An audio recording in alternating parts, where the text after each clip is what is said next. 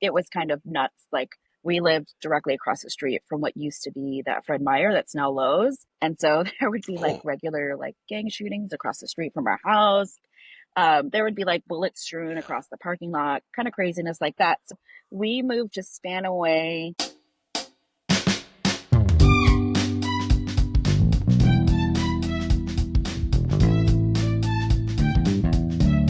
Welcome back to the SwaySide Connection Podcast. And who do we have on today's episode? Susan Pack. What up, Susan? Are you drinking anything over there, by the way? I forgot to ask you that. I just have water, ice water. No, I don't have nice. anything fancy. What kind of cup is that? That cup looks kind of fancy. It's a limited edition Yeti. I didn't have to, Damn! It's I, not fancy, it's I just didn't have to water in battle a anybody in limited Target for it. edition Yeti. I think that's one of the first appearances of a limited edition Yeti on the show. That thing looks dope. So obviously, oh It's great. man, that's amazing. That's dope. Yeah, no, man, I'm so thankful to have you grace the podcast. We were talking beforehand about how like you were sort of doing a little bit of binge watching before, and that's partly in the very beginning. Yeah. Just to share kind of the story, like in the very beginning, I was doing 2 of these a week, and like I was kind of like in a like just like in this super excited mode, and so I had so many. Part of the reason why is because I wanted to build up what I've heard people call like a binge bank, so that if you did stumble Mhm. upon it, you would have at least 4, 5, 6 episodes that you can binge and then kind of go from there. So then Yeah. once we hit like 10, 11, 12, then I was able to like slow down a bit, and then now we're on a cool pace, and I don't do them as tough anymore. But I love hearing when people were like, yeah, I listened to so and so's episode and so and so's episode, and it's like that's exactly why I have them like that. And yeah, so that's how did you hear about this podcast? I guess that's one of the So I first. think because, Yeah. yeah, we're friends on Facebook. And I don't remember, I knew you'd done Uh-huh. some YouTube stuff prior to starting this. And then I think the first one I saw was Corey's episode. And Yeah. then the next one I saw was Warren Stewart's episode. So I was like, okay, if these guys are doing it. And then when you asked, I was like,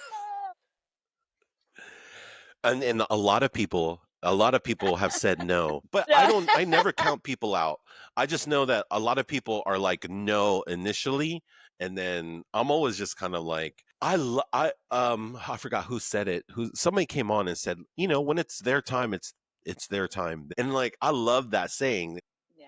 and that's why I don't want to rush anybody. I just feel like, man, when you come on your own, like when you want to, then the energy is Mhm. like different Yeah. versus because I could do that. There's a Yeah. couple I, people too where I could beg and like it wouldn't be the same. yeah. Yeah.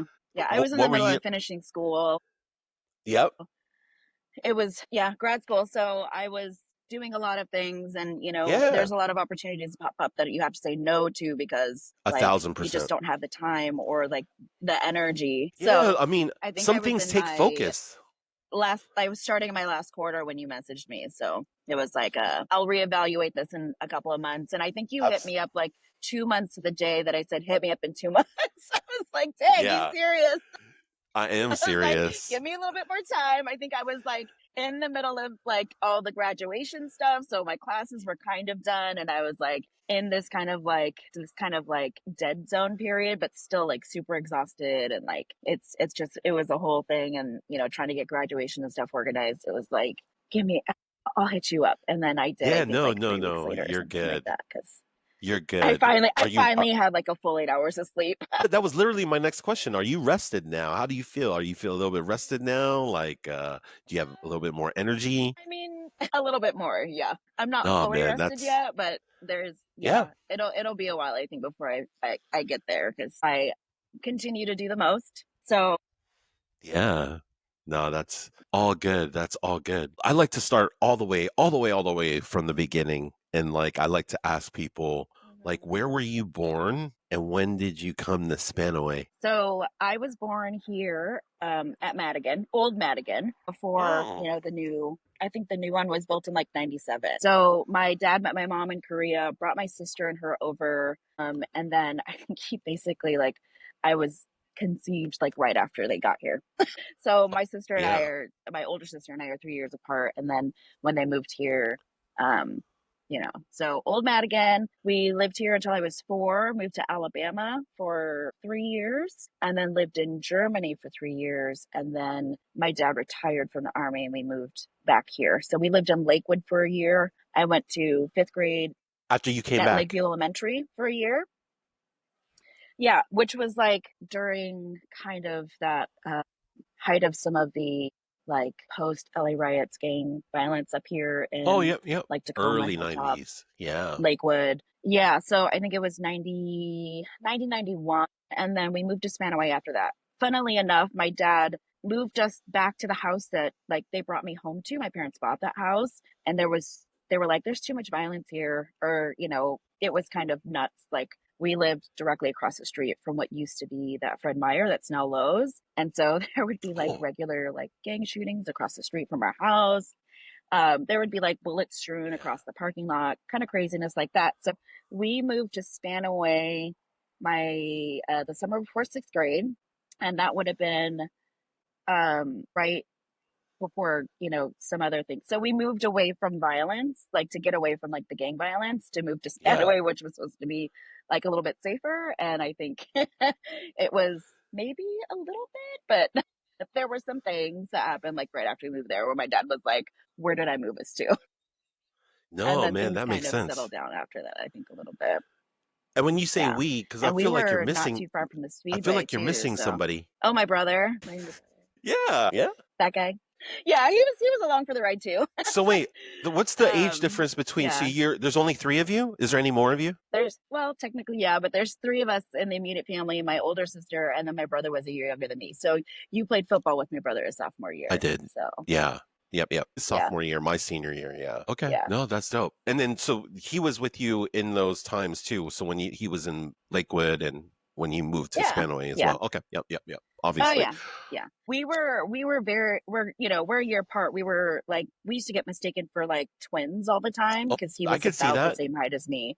And when we moved to Lakewood is when he started like getting taller than me because Yep. I ended up being the shortest out of all 3 of us. I don't know how that works out, but he that's when he started getting taller than me, and like it and also like I after 6th grade, like there was a little bit of time for us to be apart from each other in school because we were always in school together. And Oh then yeah. so 7th grade and 6th grade was when we kind of had like a little bit of time apart and a little bit of autonomy. So it was interesting to be labeled, my sister's younger sister for a long time, and then to eventually be labeled Chris's older sister. Yeah, Like it for was yeah. being known as myself was kind of like a thing that didn't really Yes. happen for a long time. But That must have been when so that must have been nice when you were a sophomore, because then that kind of comes back where you're the only one in school, right? I don't think you're.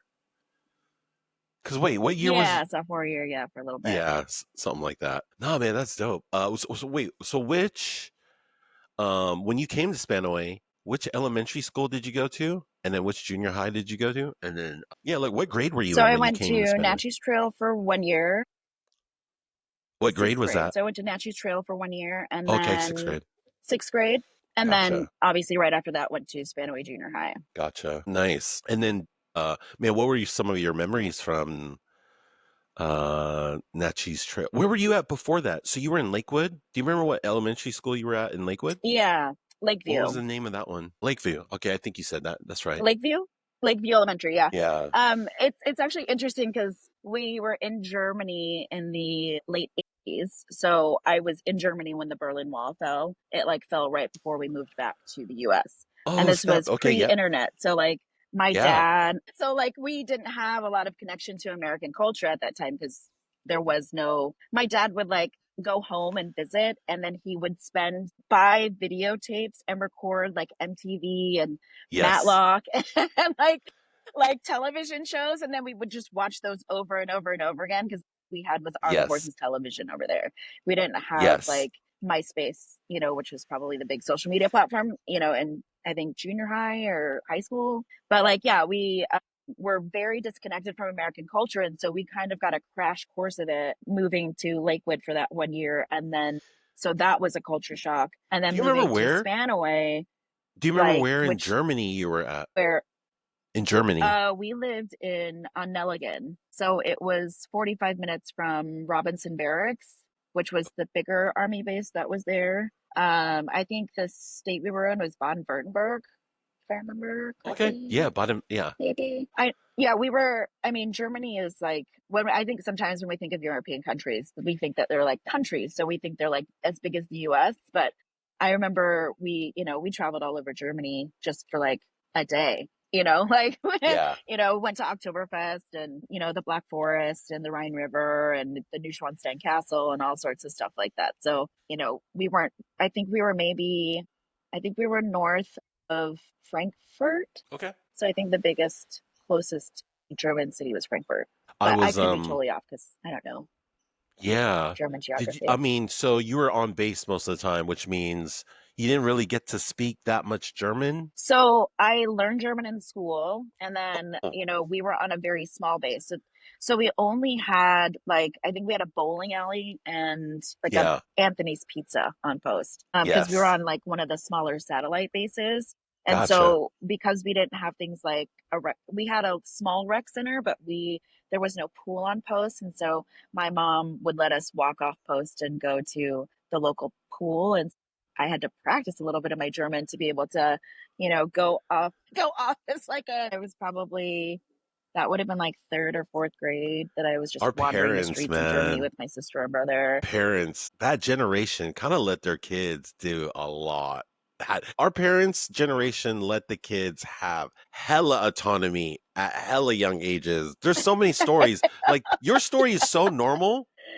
Like just to be walk off base and then go, it's normal. It's like, dude, that's normal. It's Yeah. crazy to think like now it's just like, man, you're gonna go off the army base into Germany just by yourselves. Just That just speaking like sounds a tiny little bit of German. ex- But I mean, we spoke enough to like be able to order things from bakeries and like, God, their German bakeries are unmatched. Like, I still have yes. like fond memories of like Yeah. eating German pastries and, wandering around. And like, we just had to be home by a certain time, but we would spend like a bunch of time swimming at the local swimming pool. And, like, Man, you're lucky. it's so crazy too how like, You were pretty old when you guys left, or like old enough to kind of remember have those. Because I was born in Germany, but then I left right away. So I left, I yeah, was like one. And so I have zero clue yeah. of like what that life was like or any of that. So I've been back a couple times since and it's dope, Well, yeah, and like but I could, I went back once to go to October. I specifically went to Europe to go to Oktoberfest. Like that was nice. like because I went as a kid, and then I was like, well, I don't think I've been to the big one in Munich, and because Yes. I just I was a kid when I went, so who knows? And then I went, and I was like, oh, I've definitely been here before, and just walking around and like You seeing could all of feel the it. old like rides that they still have. Yeah, it's like I kind of got teary because it was like this was after my dad passed away too. So I have like really fond memories of like my dad winning me. I still have the stuffed frog that he won for me at the Oktoberfest in Munich. I still have that somewhere. Or like being scared of the big witch in the haunted Yes. house that like comes out from the haunted house and walking past beer gardens and wondering what was going on in there because I was a child and being like, Yeah. that looks like fun and not being able to go in there. Yeah. And then, getting to experience beer gardens as an adult and like trying to speak very little German. It was a really fun experience. What was So, that like? What was and that you've been like back to being visit. there? What was that like being there during Oktoberfest? Because to be honest, I was in Munich literally 10 years ago. 10 years ago this month, I was in Munich. But it wasn't during Oktoberfest, but it cracked. Mm-hmm. Like I remember leaving a Yeah. club in Munich at like 3 a.m.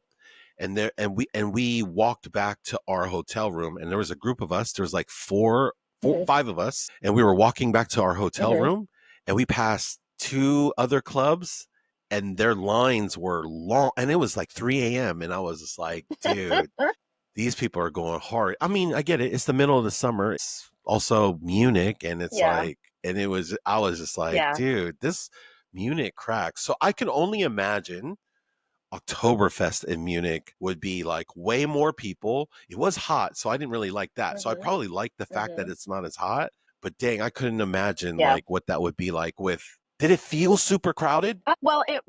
We the hotel that we stayed in was close by, if I remember. I can't remember if we walked there or Close to where all the festivities if were we going camped down. there. Yeah, so I didn't go there to like stay. I went there specifically to go to Oktoberfest, sleep, and then go back to Belgium. So I went there Yeah. just for Oktoberfest, did the, beer garden thing, and hung out there. And I don't like roller coasters, so I didn't do any rides really.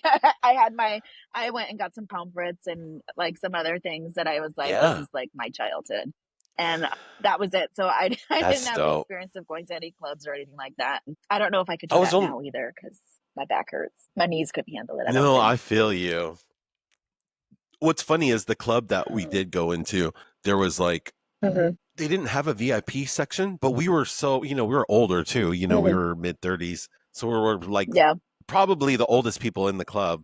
But because we were that old too, we happened to go there like super early, and we were able to find there was only like two benches or two seats basically. And so we were able to get one of Yeah. them, and like, so no, it's so funny that, I mean, we And sound did like you old just people. have It's somebody like, like posted up there the whole time so you didn't lose it? well, there was five of us, and so literally we all five of us sat there the whole time, and like, we got up and danced because I love that. yeah, eventually it was cool enough to like dance, but like, man, if we didn't have those seats there, we would have left way earlier. We would have left way earlier. We would have left like probably closer to midnight. I mean, we left at like around 3, but yeah, if it wasn't Hmm. like, it just felt like good vibes. It's just like kind of like how I feel with this whole episode. It's just like this is one of the things I was just thinking about this today. Like, I think as a guy, we rarely understand energy. And like, I finally, Hmm. like, as I got older, and literally probably not until like literally I hit 40 where I really like understood it, and like I look for it. And like, I think sometimes as dudes, we're so dumb at like, because I don't know, it's just not an innate a skill to have to for us guys, because we're always trying to be Hmm. tough maybe, or I don't know. But I feel like Yeah.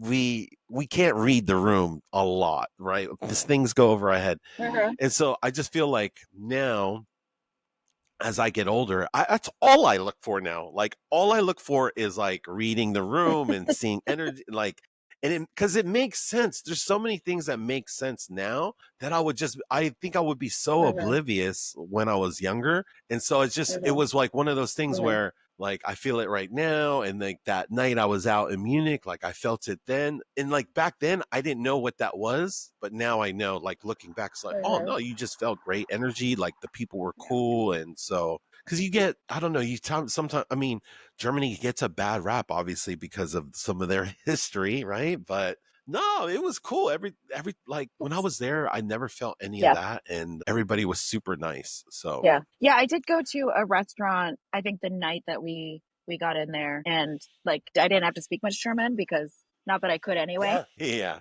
And the our waitress spoke English, so that was nice. And I think that most of the people that were in the restaurant weren't native German speakers, so it was because it was Oktoberfest. There are a lot of people that travel there to go to they already Oktoberfest. know. Most of the people that Yeah, I hung out with in the beer garden weren't from. I had conversations with an Italian couple, an Australian couple. That's like who I was hanging that's out with in the dope. beer garden. I think too, like I don't know if the locals like really do Oktoberfest the same way that like a tourist would. So there were a lot of people that were there from like other places, and I I don't. It wasn't. It was more of like a, especially because it's Munich too, so it's like a hub as well. But like it was really interesting to go there to get this experience and to like relive parts of my childhood, but also like being like, I guess from the perspective of a tourist and being like, well, I've been here before, but also like because it was such a core memory for me to like recognize too, like how kind of like connected, I guess, like all of these different people are Familiarity. from, some, yeah, like and a lot of people, it wasn't their first time being there. you know, so. Yeah. I mean, I could have taken you there because you speak Italian, right? You took a year. Heard that from your episode with Bree. I did, but I mean, it's not very good. It's I mean, I that's so funny because like back then, like I felt like it was like good enough to I could probably have traveled, but this is like 20 years ago. Now, hell no. Yeah. It's kind of like saying like, man, how did you use any of your German from when you were a kid? Like, so it's kind of A little hard. bit. I mean, So the three phrases that you need to know when you go to another country is hello, thank you, where's the bathroom? Those are the three main phrases you need to learn when you go to a foreign country. If you're not going to learn the true. language, you learn those three phrases, you're good to go. A lot of the places that Americans go, like there's there are English speakers. I Yes. We're spent a so day spoiled. in Paris and I think too, like having the experience as a kid, like going into places where I wasn't a native English speaker, Mm. like you just kind of figure out how to make it work. And so there was no fear for me to go to, Paris or Germany or, I'm in spaces too. My mom, her first language is not English. So being in rooms where people are speaking another language is in a foreign concept to me. So going to Paris and just saying hello and then being like, you're American, aren't you? And I'm like, yeah, thank you. You know, like, or just like wandering around Belgium and not speaking, Flemish or French and being able to like navigate that and figure out how to like not get scammed, one, and two, just like, like just navigate Yeah. being somebody who's not from there is not like a foreign concept to me because I did that as a kid, just wandering around Germany.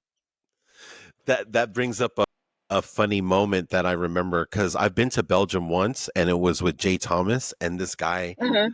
this guy starts talking to me and then I tell Jay to talk to him, but Jay doesn't know whatever language I think it's what French or whatever he said, like Finnish or something like that, or They speak Flemish and French, Flemish. primarily French Thank because you. of, So like yeah. basically I go to Jay and then he basically speaks English to the guy because he doesn't speak French. And then I was like, oh, I could have done that. And I was just Yeah. like, dude, I feel super dumb now because I basically said, hey, Jay. And then Jay talked to him in English. And I was like, oh, I could have done that. Like, and I was like, that's right. We're in Belgium. They don't speak German here. It's French, So Well, it's and like, isn't the UN headquarters in Belgium, or there's some sort of like international hub in Belgium yeah, where a lot of people there speak English because of the like I think maybe NATO headquarters might international be there or relations. something like that. Or, yeah, something. I don't know. Maybe Something like that. have to Google that later. Yeah. But speaking of, you said your mom, how's your Korean? I understand a lot. I don't. I'm actually okay. So again, I do the entire most. I'm one of the clients I work with is not a native English speaker, and so I'm trying to learn at least a little bit of conversational Spanish, which I'm not very good at. It's very much like That's I'm a baby tough. Spanish speaker, but yeah, one of my goals is to learn to speak Korean, at least semi-conversational. I There's been a lot of harass you my on the mom show. in Korean as best as I can. Yeah, a lot of it's Korean. Yeah.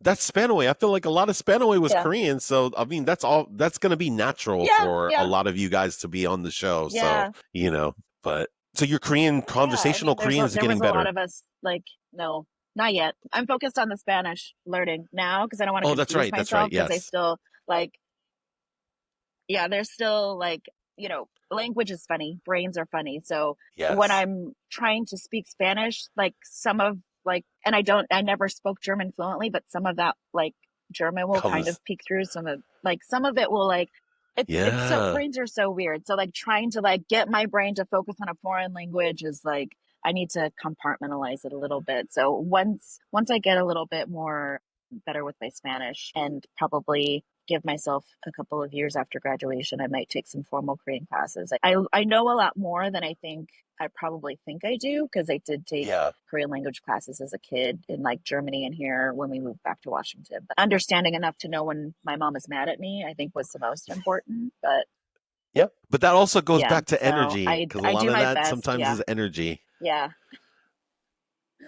So, Well, I also I've had some instances where because depending on who you are, like some people don't know I'm Korean, and I've had some uh-huh. Korean speak Korean women speak Korean around me, and they didn't know that I understood what they were talking about. And I answered them in English, and they were like, "What?"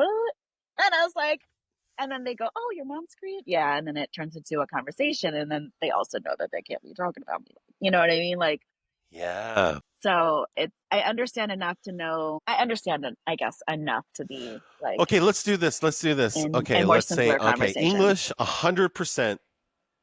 English, 100%, Uh, right? German, what's the yeah, percentage? for the most part. Let's go down the line. German, Dude, what's the percent German? like all of my foreign languages are at like a 2%, I feel like Man, your Korean is not 2%. Because I was going to ask you, Spanish your is maybe Korean is probably 5%. Like, way, no way, no way. Dude, you're selling yourself short. I don't Your know. Korean is way better than that. Your Korean is I'm not trying to hold your Korean is conversations with double people digits at in any of these least, languages. minimum. Maybe, No, but but like Korean, you not could enough pretty, to like you actually have said, a you could pretty conversation. much understand any Korean, but still No, like not any. understanding Enough. pretty much Enough. whatever people say, that's still pretty good. That's still I'm saying that's still Yeah. better. That's still like your Korean is definitely better than 10%. I'm saying. I'm not saying that you're like 50, but I Maybe. feel like your Maybe. Korean, it's got to be better. It's better than 5. Like it's better than 2 for sure, 2. Well, It's maybe. like Maybe. because, like, if you can understand, like, at least get a grasp of kind of what people are saying, like, I feel like, man, I think Yeah. your Korean level is. But then maybe your German and Spanish, I could see those being at 2%, which is still 2% for Yeah. Americans, is a lot more than what a lot of people have. Most Yeah. Americans are 0 for every other language. That's true. That's true. But I think it's Yeah. kind of also, it depends on the situation. Like immersion wise, I'm engaged more with Spanish now than I am with Oh, Korean or and German. I haven't been immersed in German in years. And it was just yeah. briefly when I was in Germany that one time and like a little bit of Duolingo. But like, so like I can understand some Spanish. Probably, I would say I understand less Spanish than I understand Korean, but I feel more confident speaking Spanish because I'm in a situation where like my client understands more Spanish than he understands English. And so doing my best to speak to him in his native language, he's going to understand more than me just saying a bunch of English words. Right. And like Google Yes. Translate is awesome. Having a native language like translator is even better, but because of the work I do, that's not always possible. So doing my best to learn a little bit of basic Spanish is just the least I could do for my client in order to be able to like say, "Hey, I'm going to pick you up at this time," and then like know like my numbers that I remember from like junior high introductory Spanish. Yeah. Shout out to Spanaway Junior High. You went to That's Cedar dope. Crest though, right? I did went to Cedar Crest. Did you guys have I did go to. exploratory did you guys have exploratory classes in like seventh grade where like you had like 6 or 9 weeks of a class and then you had to like kind of like hop around to different No, subjects? that I think we sounds did that my dope. seventh I grade think year, and so I had like it that would have was benefited it was me. pretty cool. See, stuff Yeah. like that. I think that it's so crazy. Not to say that I wish I went to Spanaway Junior, but man, like I could have. Like there's people that lived one street away that went to Spanaway. It's funny because I feel like our cutoff was right there, and so I think back and Okay. I'm like, damn, I wonder how different things would be if I just by that one little change, So because I went to elementary Yeah. school with like it was like me and like Robert. I went to elementary school with Okay. and Robert and then James, like so, and I always bring their example up. Like Robert and James lived on the same street, but Robert ended up going to Spanaway Junior, and Yeah. then like me and James ended up going to Cedar Crest. So it's so funny how like And I think I lived we moved into the neighborhood, I think right just a street over from you guys because you lived in that big neighborhood off of 22nd and no, 159th, I I think, lived right? no. Oh, that you talking about Remington? No, I lived right Yeah. next to No? Spanaway Lake. I lived the street Oh, right. you did. Okay. I lived right off of next door to Spanaway Lake High School. Basically, like the football field in the back was the fence. If you jumped that fence, it kind of went Okay. into my like neighbor's front yard. And then I used to do that all the time. Like over the summers, like we would have football stuff going on, and I would just be lazy and just jump over that fence.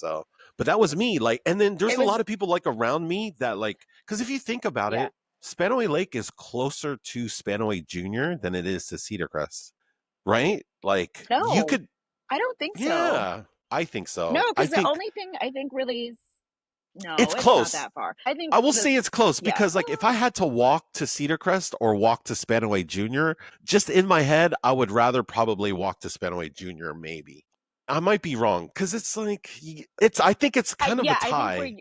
where you're yeah, if you were on the other side of the high school, I think they're probably equidistant. They're not like because I think too True. like the only thing really separating Spanaway Lake High School from Cedar Crest is like that big horse Yes. training center that's Yep. on Yep. 176. Like that's the Yep. big landmark that separates. But then like where you were in your neighborhood, you would have been you would have been closer to Spanaway Junior High. And I'm sure the boundaries have changed since then.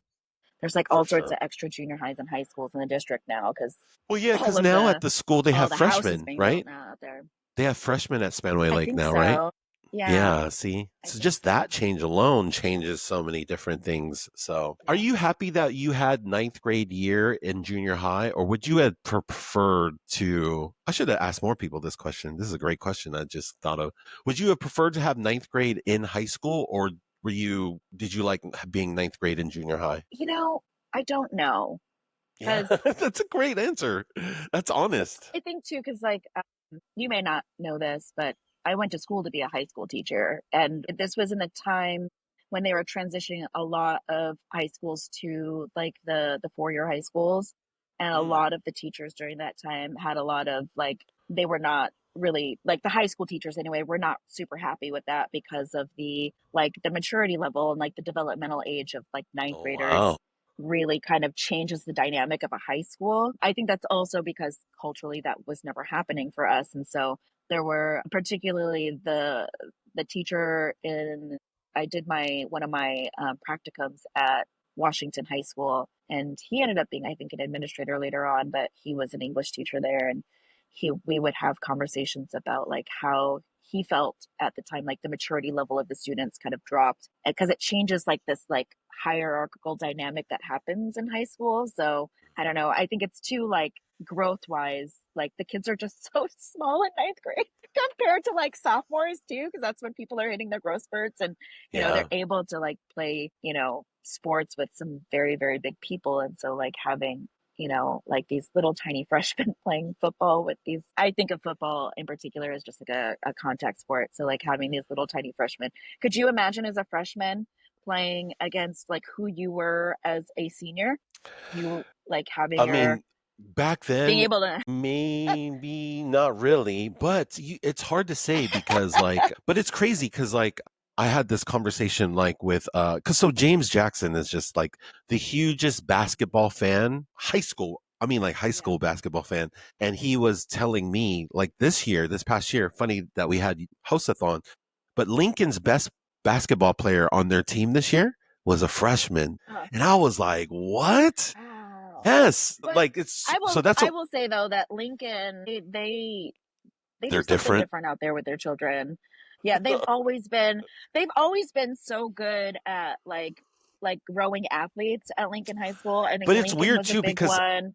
I think Um, even in physically he's not like huge or anything. He's not like overly like uh, he's just good and it's weird. It's like well, it's hard to I think they're but you're right. It's there's something different about them too. So I will say that. But I was yeah, just like surprised to hear that their best player on their team was like a freshman and I was like, you know how hard that exactly. is to be a ninth grader? Because, like, I do agree with you. It's hard to think of seeing myself as a ninth grader competing against those people that were 3 years Yeah, older, but it happens in some yeah, cases. And so, and Lincoln was good in basketball this year, too. That's the other thing. Like, they went to the playoffs yeah, and they were, so that's why it's like, yeah. man, it's so amazing when there are outliers out there when in anything. It Mm-hmm. could be academics, sports, whatever. But man, when you see Mm-hmm. outliers, it's just like, wow. So yeah, it's just kind of interesting. Yeah, I don't know if I would have been. I don't know what it would have changed for me as a young person Yeah. because that I think it's working. So I guess I left that field pretty quickly. Yeah. But I'm still kind of in an adjacent field, or now I'm in an I adjacent think field in a it's way. for But you. like it's I didn't realize this question hit such a like a because you were in that realm, from both, Yeah. not just because I was asking you as a student, but you were like really Yeah. taking in all the information, like not just as a student, not just as a teacher, but like as a whole of Yeah. society. Is it even good? And so, Yeah. Well, no, that's dope. It's still dope. It's like I didn't understand yeah. that that was the perspective that you were gonna like. As you started answering, I was like, shit, she's like really Yeah. going deep on this, and I love it. So it's just like, because you never know, like, and I think people appreciate deep. So we talk shallow every day. Hey, that's how's the weather, or how's the Seahawks, or whatever. Like people talk shallow every day. So like, man, it's always nice to hear. I think to me that it's always nice to hear people go deep on like random shit all the time because it's like so rare. And then, it's just, yeah, we just live very vanilla lives and stuff. And so it's always nice to hear something that's out of the norm and like and honest and authentic. So, no, thank you for that. That's dope. Great insight. Great insight. Yeah. Anything else from so like what did you have favorite teachers from Spanaway Junior? Speaking of ninth grade or seventh, eighth, ninth. Favorite teachers, favorites, So and did you do any extracurriculars while you were at Spanaway Junior? again, kind of the transition from, elementary to I was in band all like from sixth grade to senior year. Oh, okay. Yep, yep, And I had Mr. Rose for band. So Warren talked about how we used to do marching band, and he kind of finagled us into like the daffodil parade, the Tacoma parade, because in junior high, technically junior highs couldn't march in the Tacoma part of the daffodil parade, but you could do the Sumner Ording Puyallup parades. And so he kind of bamboozled us into the Tacoma parade. And so did that. I did band, marching band, obviously. I played soccer, I think seventh Wait, and what eighth instrument did grade. you And play in then band? I didn't kind of remember that you were in band. I just kind of like forgot. Yeah, what instrument did you do? I played I played clarinet. Okay, dope. And then you were But mentioning I the sports that you so were I into. yeah. So I played soccer seventh and eighth grade because I played soccer in Germany, and I didn't play in like elementary when we moved here, and so I was like, well, maybe I'll play soccer. My brother played football, of course, and then so like just kind of getting in, and he played basketball as well. So just kind of getting me as that young kind of weirdo kid involved in sports was, I think my mom kind of encouraged that a little bit. But ninth grade, I didn't play because in eighth grade I didn't get picked for varsity. I was a little bitter about it, so I didn't So you play. were like, But I'm I not had, going out ninth grade. yeah, and I'm okay. Admittedly, I'm a hyper competitive person when it comes to sports. If I'm Yeah. playing on a team, I'm gonna go ham, right? And so, Yeah. like my eighth grade year, my coach, so I played defender as a little like bumblebee soccer player. My dad Yep. used to say that like I would pick flowers in the backfield, and then when it was my turn to kick the ball because I was a defender, I was a little speedy little kid. I would like Yep. run to the ball, kick it down the field so I could go back to like laying in the grass and picking flowers. Wow. But I was good, I guess. Yeah. I had a good leg on me. And then when I came here, it wasn't like kids didn't play soccer like the kids in Germany did who played since Yeah. they like could walk. And so it was a different competitive field playing for a junior high team where I was my eighth grade coach put me in as a midfielder, and I was so pissed because I hated running. I did not like Yes. running. I would walk all of my miles in gym class. Like I hated running, but I loved soccer and just like being in that kind of like observant defensive position. And so when she put me in as a midfielder because I was one of the more skilled soccer players because I played in a different Injured. kind of in Germany a little bit. I was mad about that too. And she's like, just try it. And I was like, I hate it. Why do I have to do this? And so I was like, being the one having to throw the ball and just like having it was a little too chaotic for me. I prefer to be in defense and then on in the backfield. So I didn't play ninth grade year, but I had a favorite teacher, Mr. Hagley. He was the health teacher. I think he was the head coach for the football team, the baseball team. And I TA'd for him, I think, my ninth grade year. And they would have managers, like sports managers. Yep. I actually managed, quote unquote, the football team your guys' senior year, my junior year, but I did that to get out of playing in the band in the stands. I hated doing that. That's A right. lot of people thought it Damn, was it's for other crazy. Like, reasons, but yeah. it was mostly so I could get out of that because I wanted to Nice. understand. And yeah, so that was an interesting time. But so I didn't play sports sophomore or junior year, but I tried out for the cheer squad for my senior year and made it to the varsity squad senior year. Weren't you in, man, I remember, I feel like you were in some sort of, you weren't a cheerleader before senior year? Were you in like drill team or something like that, or No, no. no? Okay. Um, I think Okay. I I'm trying to thought maybe remember you if I tried. were. So I did cheer through youth services in Germany, and I still have my trophies. We were Nice. champions in Germany.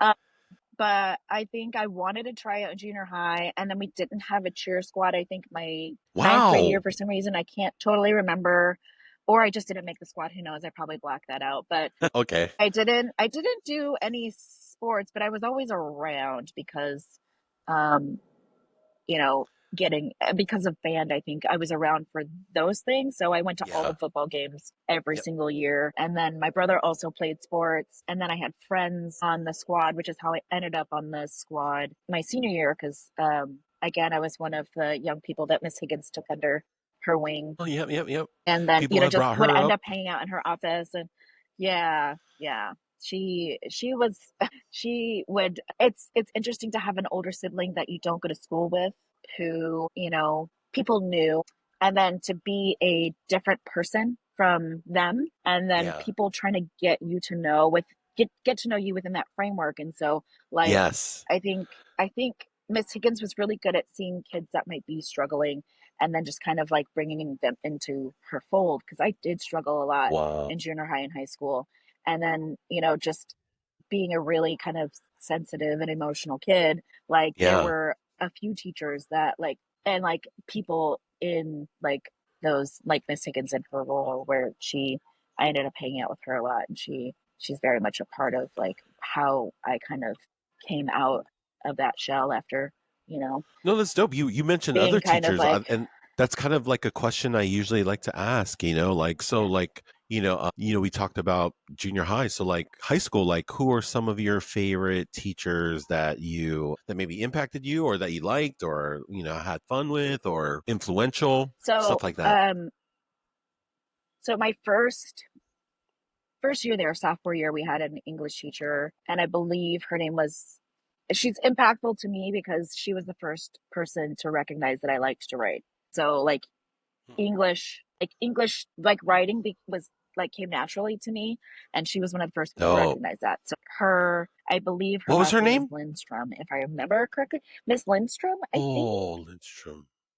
But she was only there for a year, and then Okay. that was also the same time that I had Mr. Joseph. So in sophomore year, you either had Mr. Wright or you had Mr. Joseph. A lot of the football players wanted to be in Mr. Wright's class, and then Mr. Joseph, that was his first year, but he's actually the reason why I went to school to be a teacher, like why I went to like Really? college. And Oh, he'll yeah, I love don't know if hearing he that. knows that.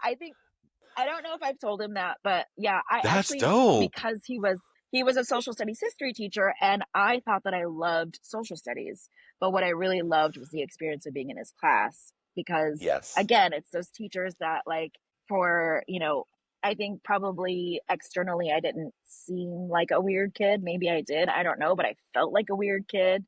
Yeah. And he You was didn't seem probably weird to one me. of the, like, oh good, I hit it well then. No, I mean, not that I'm like a But he judge of like, anything, but I mean, like, I feel like most yeah, kids, yeah. I kind of notice this as I do this, is most of us are so insecure about ourselves. We really don't notice anybody else. And it's funny because it's like years later when you talk about it, like everybody kind of brings up their shit. And it's just like, damn, it's crazy to think about how many people were super Yeah, insecure that's for about. that's for another episode.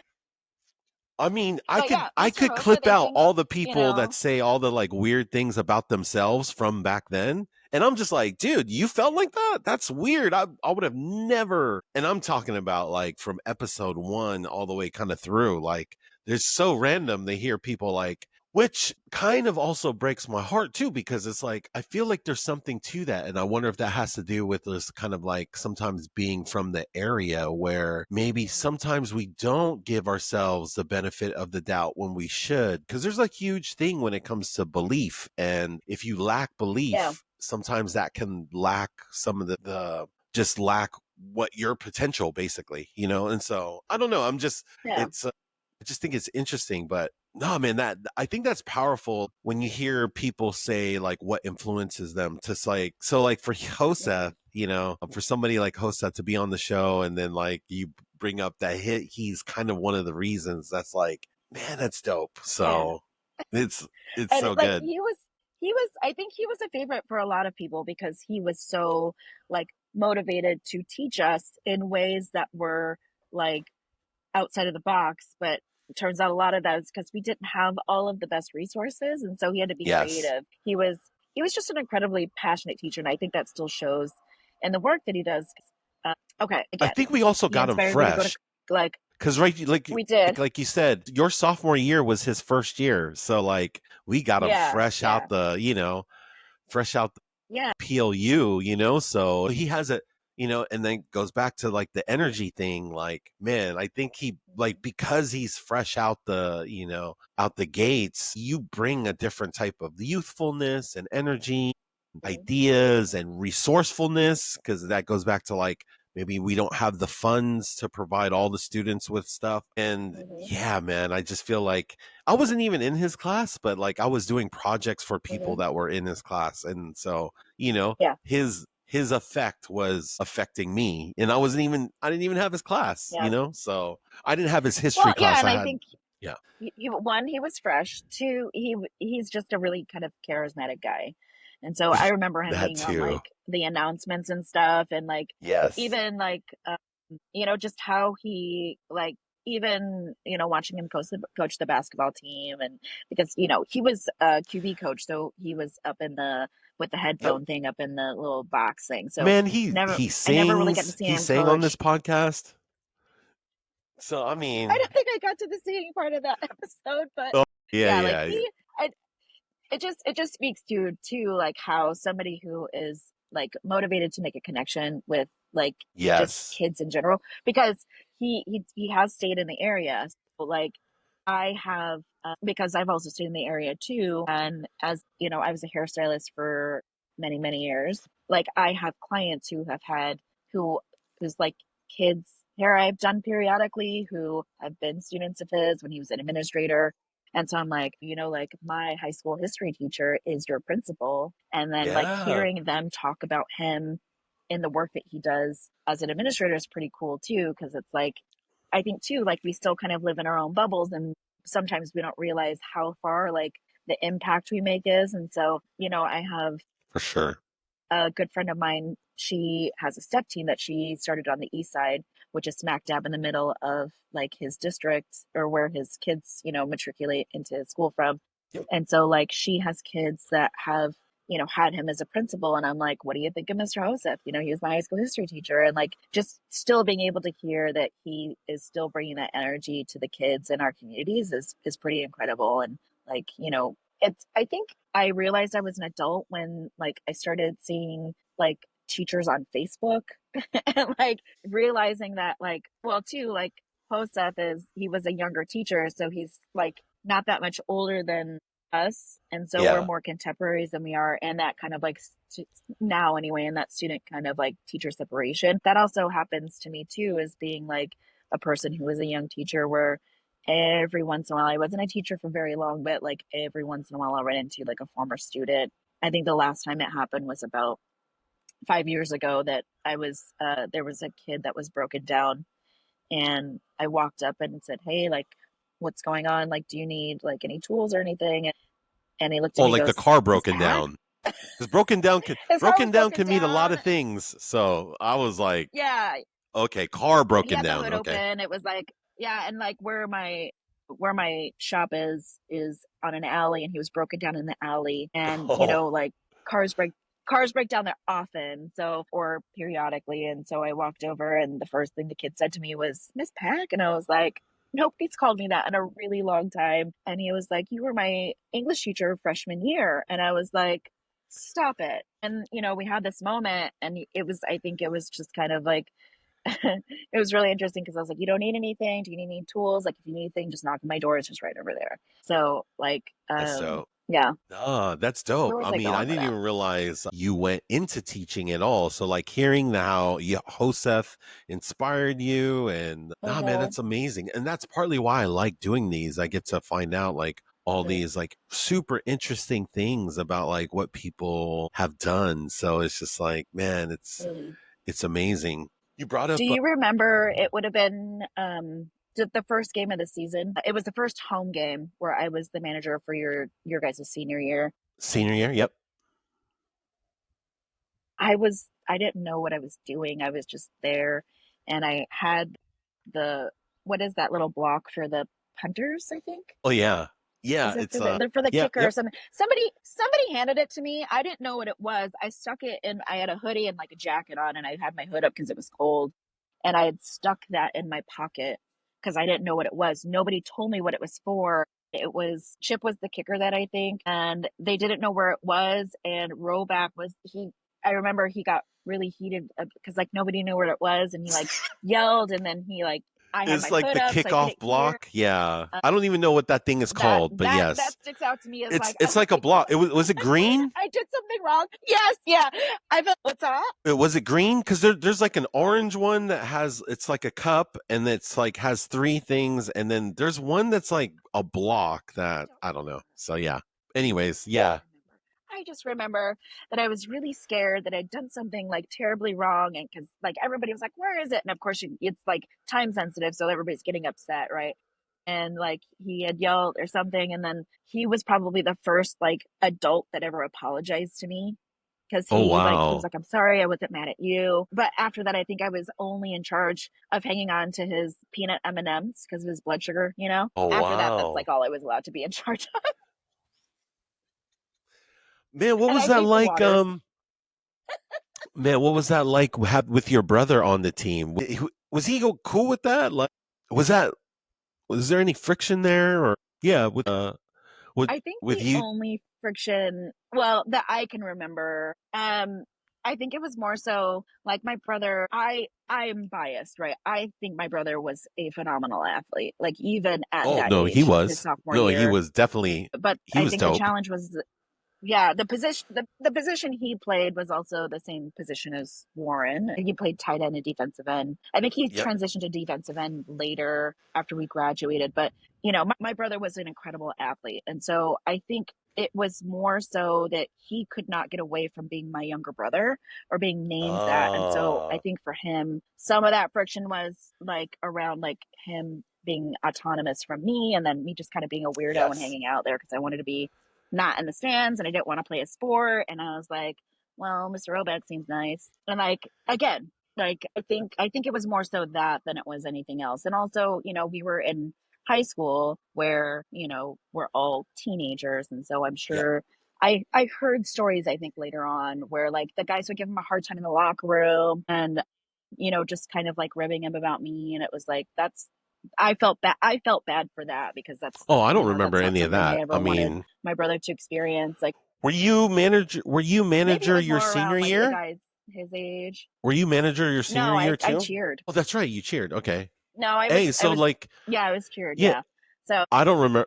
Yeah, if any of that stuff happened, I don't remember any of that happening. But like I said, it's like we're all.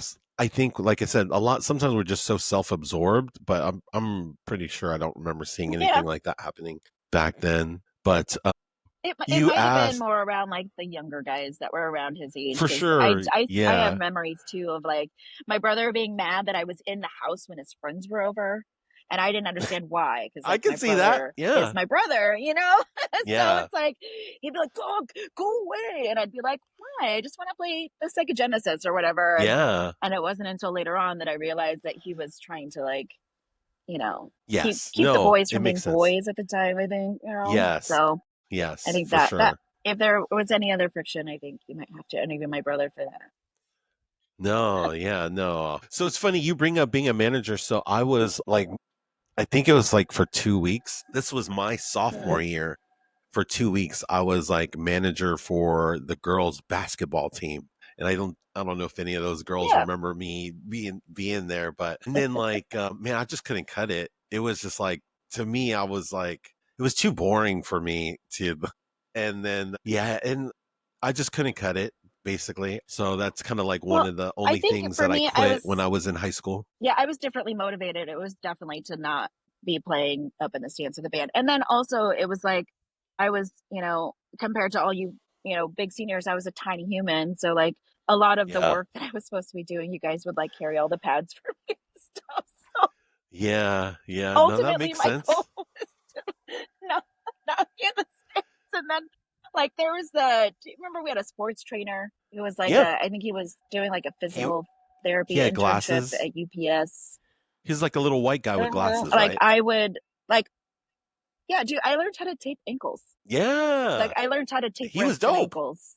He was And dope so at like that. when I became a cheerleader, I learned how to do because I was just, again, I was a little gremlin on the sidelines and I didn't really have much to do. I couldn't be responsible for anything. So like, I would help him tape up, excuse me, I would help him tape up some of the players and not really like intensively, but I found stuff to do that still I remember it's still impactful for me. Like playing sports as an adult too, Dope. like being able to like tape up my own injuries and like doing like is it broken assessments, like Yeah. knowing where to press on like the leg to know if like the ankle's broken or if there's like a femur fracture or things like that. Like I learned a lot Oh, yeah. A little because physical you therapy.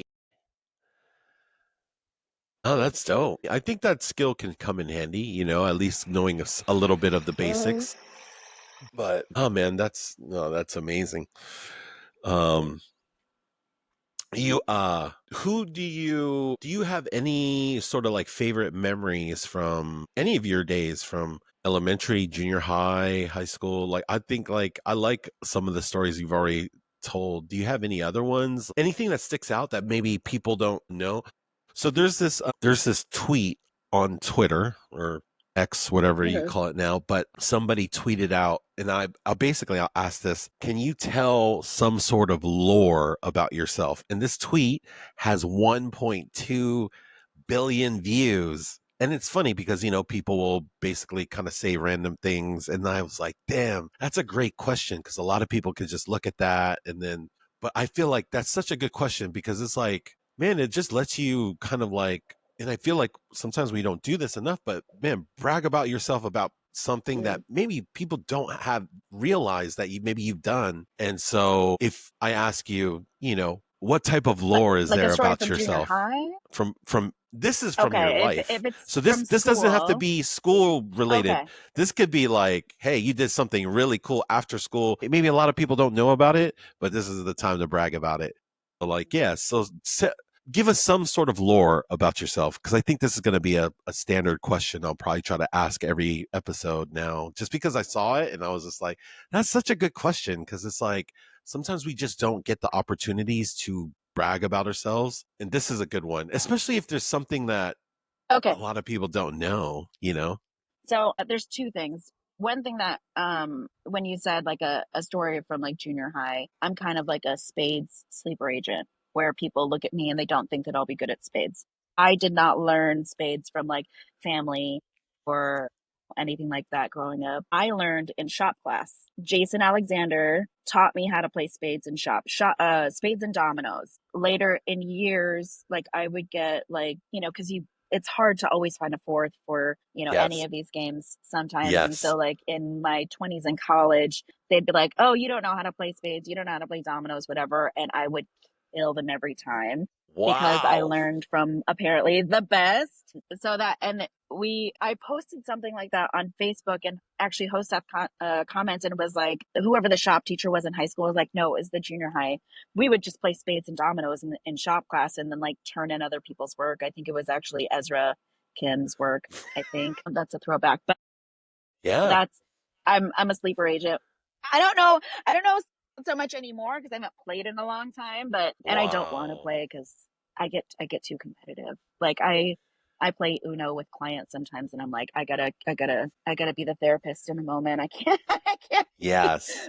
I can't be Especially slamming games cards like on tables. spades. Yeah, especially games like spades and dominoes. Spades specifically is a very, Yeah, it's like war basically, you know? So it gets yeah, real. yeah. It gets real real A lot of fast. feelings are involved. Lots of you have to Yeah. really, if you want to be good at spades, you have to give like really good like emotional regulation skills. Otherwise, like tables get flipped and drinks get spilled, and it can be. But I wowed a couple of folks in my day Do you because have Jason took the time to teach me spades and dominoes in shop class. would you say do you have a partner that you think that is like probably your best partner Like when it spades comes to wise, spades? Spades specifically, yeah. I haven't played in so long. I think the last time I played either was like my probably would have been my sophomore year of college Oh because my I stay gosh. away from. It's been a long time, but I still have Okay. that. That's like a definitely a core memory of like not doing anything in shop class because I was too scared to cut my fingers off on the saws and stuff. Yeah. We would hide in the back, and I appeared to be an innocent kid back then, but I still got into a little bit of trouble. But I don't think he necessarily really cared that we were doing that. But This was in junior high. no, I don't think yeah.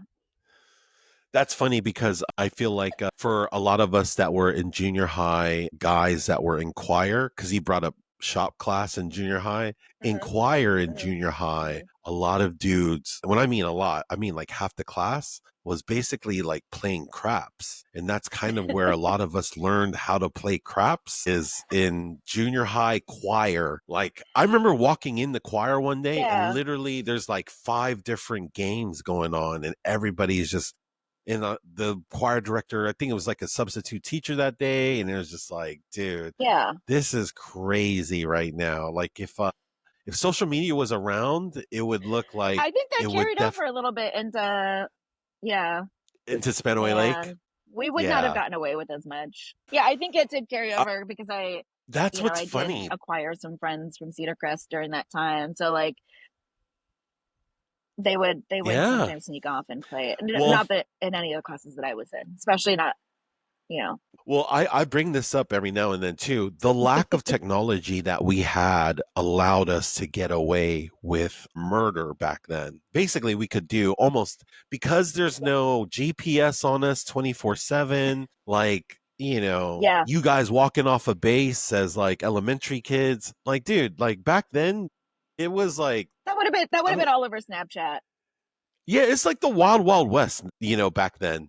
Cuz like Yeah.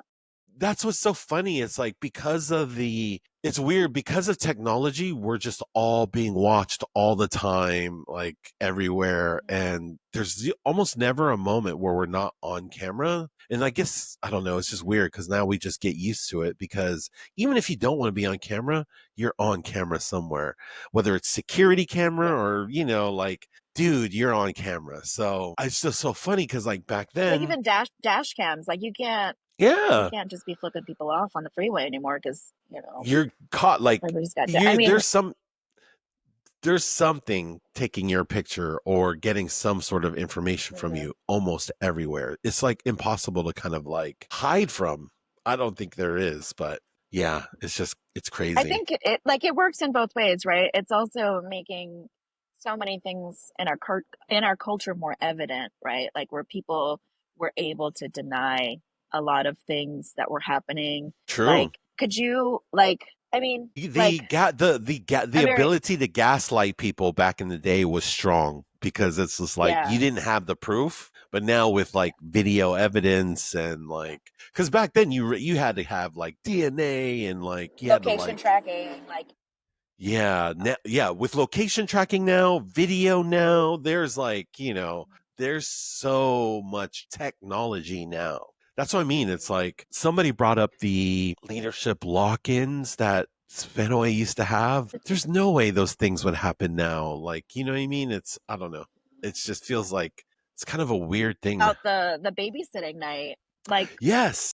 Me the and Warren babysitting talked. night that yeah. So I my totally I totally forgot about it until I talked to Warren. And then like for some reason talking to Warren came like literally during our interview, it hit me in the head and I was like, Yeah. that was probably one of the funnest Well, and like what was that? I think my senior year was the first year so I think my senior year was the first time they did pay to play at in the Bethel School District, where you had to pay a fee to play a sport. And so because we needed, as cheerleaders, we needed more fundraisers, and like I think we did like baked potatoes at like there was a fair or something fair. We did baked potatoes, and like we did calendar sales. We sold cheer calendars, and those, like, our main fundraisers wouldn't have been enough to cover a lot of our fees. And we also were competitive that year, so we needed like competition fees. And so I think we partnered with the football team, or it was that same thing where like Roback said, "Hey, if you guys have girlfriends, bring them to help watch all the kids," He did because say that. it was very He fun promoted and that for chaotic. sure. So I think if I remember correctly, and somebody else can probably clarify this, I think that was the first year that the cheerleaders were able to get on the fundraiser. But we did a cheer camp in the summer too that we used as a fundraiser. But a lot of us, there were a number of us that couldn't afford like the Yep. fees and the uniform Yep. fees, and like everything kind of like increased in price Adds that up. year. So Yeah. we had to figure it all out. Yeah, we even had to like, because I think there was a difference between like clubs and sports, and they wanted to consider us a club, and the fee was different. And so we had to like argue that we as competitive cheerleaders were a sport and not a Oh, club, and like snap. or like there was some sort of argument about like how athletic we were. And I will say that, like, especially as being a base and being taught by like, you know, Bree and Tamika and um uh I'm blanking on names, learning It's from 30 years them ago. as a person. Yeah, learning from them as a person who didn't cheer from junior high up to my senior Yeah. year. I had to like catch on quick. And so like that Yep. was I was very, I have feelings about people thinking cheerleading is not a sport when, Mm. that's probably, I mean, except for some of my later years, probably the buffest I ever was as a kid, was Yeah. like lifting people up. I was doing, I was basing, chair sits and, you know, uh, if I remember correctly, I think it was called like where you were holding girls up with just your hands. Like I was basing those things at, 17 years old, and they were like, it's Yeah. not a sport. And I was like, yeah, you go toss some people up and see how easy it is for you. I think we even had, because, um, Dennis, Yes. and forgetting we had, yeah, I think the guys would make fun of him about being a cheerleader too, I as well thought as I playing saw a football. And so picture. like they would give him a little bit of a hard time about that. I saw somebody had I a think I recent have. cheer picture on I know Facebook that. and Dennis wasn't in it, but Yeah. another guy from his year Let me see. was I that think I actually have it. whose picture was that? Joel. I think I was tagged in the photo. I have it Yes. with me right here. I found it. That's Raymond. He was the only one that showed up because I can't remember where everybody else was, but we had That was your senior year Travis then. Olson, Yeah. Raymond, Dennis, my senior year, Joel Martinez, and I can't remember who else. I think we had a fifth guy that year, but it was like definitely the guys were kind of they didn't have to be as committed as we were, Yeah. but yeah, like they made fun of him. I think there was a point where we tried to help some of the guys like do some of the stunts that we would do, and they Yeah. couldn't figure it out, and then they kind of like backed off a little bit after then. I mean, I mean, I we kind of definitely remember had like Newt our go-to selling it. flyers, and even at like, I mean, I think he sold it with the cheer camp that we went to every year for some of the guys that were like, why are I you a mean, that may be cheerleader? And one it of was it. like, Yeah. oh, cheer camp. Yeah. But I remember Dennis really, I remember from, our time together, like him really enjoying like the athleticism of it. And he wouldn't quit. Like if he couldn't get a stunt, if he actually based me in a chair, which I wasn't a flyer. I was more of a base. And I think that's also because it was my senior year. I was, just learning, and he based me in a chair, and Yeah. I was considered one of the heavier cheerleaders. It was like 160 pounds, and I was heavy, right? Yeah. Can't imagine saying that now, but like Yeah. I didn't have experience, and he worked with me to like figure out how to be a good flyer, and then that carried into the work. I cheered at Pierce College for 2 years and coached for, Oh, wow. I think I coached for 3 seasons there. So like that, him working with Yeah, me as somebody who wasn't experienced, like definitely carried over into that. And like he was, I think he enjoyed it more than just being around the girls and for sure. For sure. tossing us up in the air and doing all that stuff. I think he really enjoyed it. Now, hold up. Did you have that picture readily available? Like, or were you going to show that later? Or that was kind of gangster of you to kind of pull that off, So because that was literally the picture I was talking about, where there was one dude. I didn't know who yeah, that. Mia, Yeah. So that was kind of dope that you just you like, would have been Raymond would have been a sophomore when you were a senior, but okay. I don't know if he played any other. He might have played soccer. I don't remember, but he wasn't like a football or a basketball player. So I think he ran Yeah. in kind of the more, if I remember, he had I think he had an eyebrow piercing at the time. He ran in the more like kind of like alternative circles of Yep. kids Yep. at that time. But so I Amazing. just moved into a new apartment. That's where I'm at right now. And so like Oh, you asked me for pictures, and I luckily my mom had most like in the last year given me like a memory book from pictures she took of me, and like pictures from my childhood, and that's dope. where I got a lot of the pictures from, because all of my stuff has been like shoved away in storage. So Okay. I decided No, to move, that's a lot of people. while I was graduating. So, yeah, there was a lot going on. So I ended up running over to where all my stuff was stored, and kind of like trying to see if I had any more pictures. Like I just have my yearbooks, and that one was sticking in one of my yearbooks. But Mia, who was a year younger than us, so she would have been a sophomore when you were Yes. a senior, she Yep. recently just tagged me and a couple of other people in that photo. So there were a lot Oh, of comments, and I have the little, like, we weren't allowed to wear like the butterfly clips in our hair because of, you know, danger. like Is it injuring somebody if dangerous? they were in a Yeah. stunt.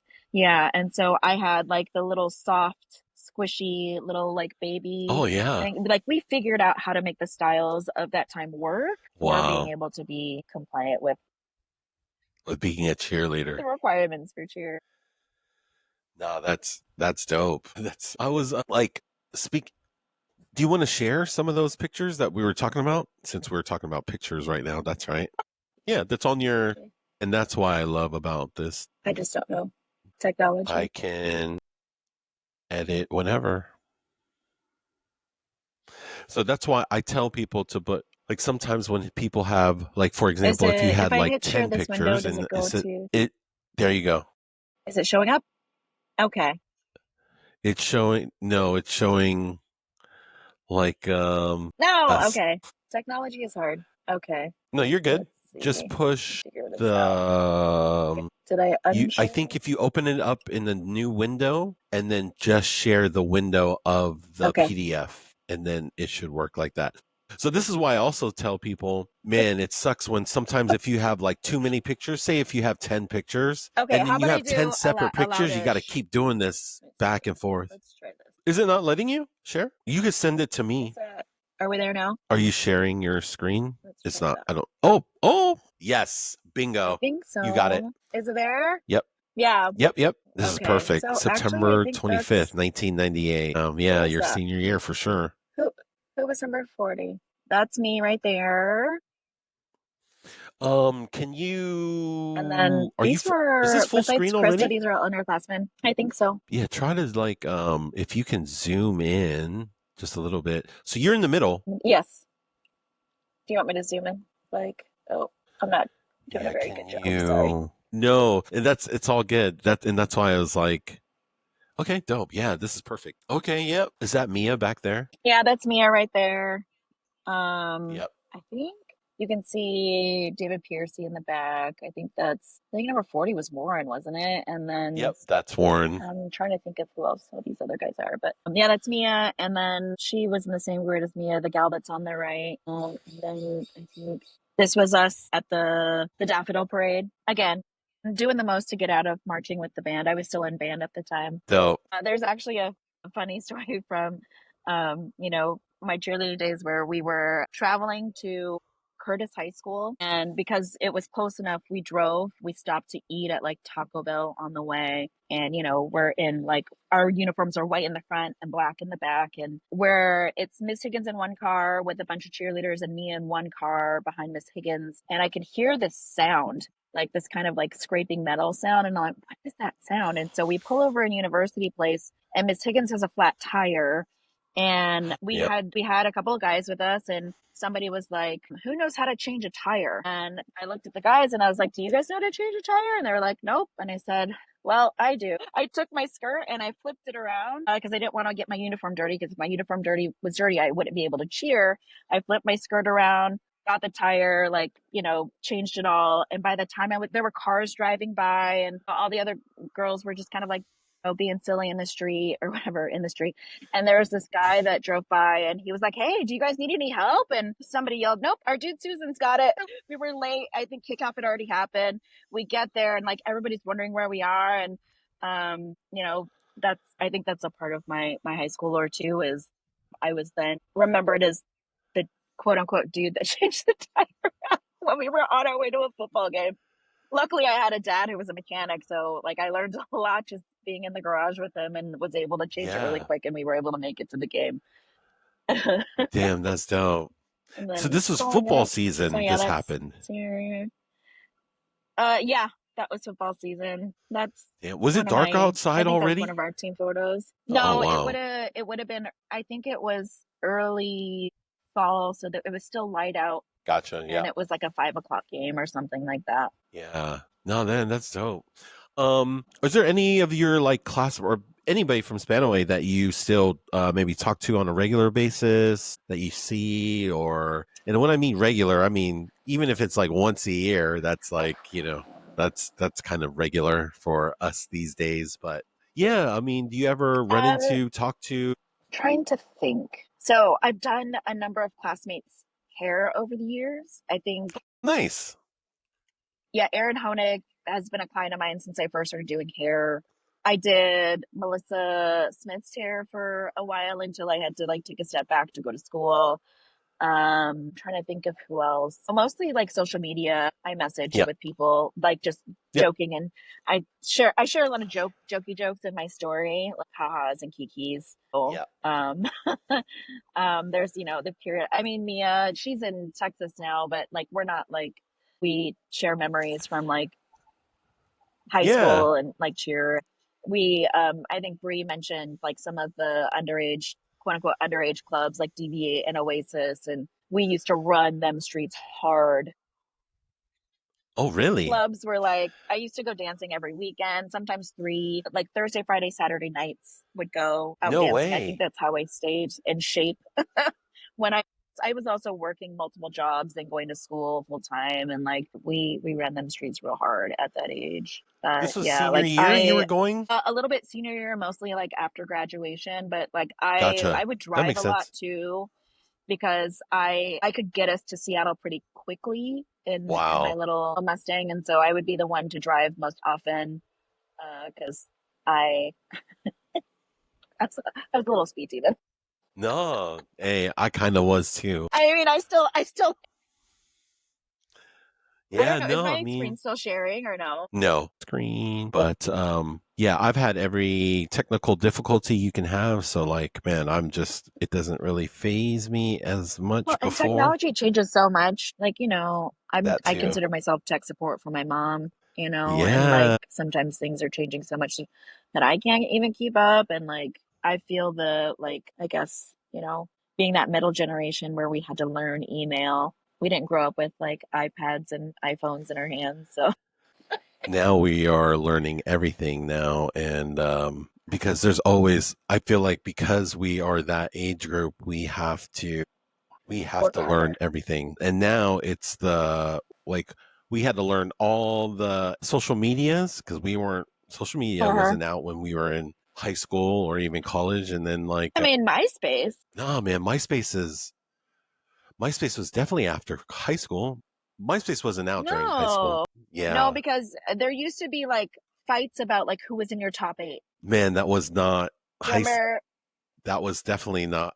I didn't sign up for Facebook, or I didn't sign up for, well, I didn't sign up for Facebook till late, like 2008. I didn't sign up for MySpace Yeah. till like My I think maybe you 2005. just weren't into social media when it was like, you were learning how to do JavaScript coding to like change the glittery background on your MySpace page. Yes, I do remember I doing was pretty that. good at that. I did, yeah, I do remember doing that. Well, that was what was interesting about MySpace is like it kind of turned everybody into like these little coders just to have songs play on your page and then Yeah. also update your background, have your background do something cool. And Yeah. so, but That's then, sometimes how you knew you were in a fight with a friend is when they took you off of their top eight, just passive aggressively removing you and then be like, what did I do? And then it turns into this like whole thing or like, I think now it's like relationship statuses, right? Like where the big thing to like yeah, let the public know that you're in a relationship is to change your status on Facebook.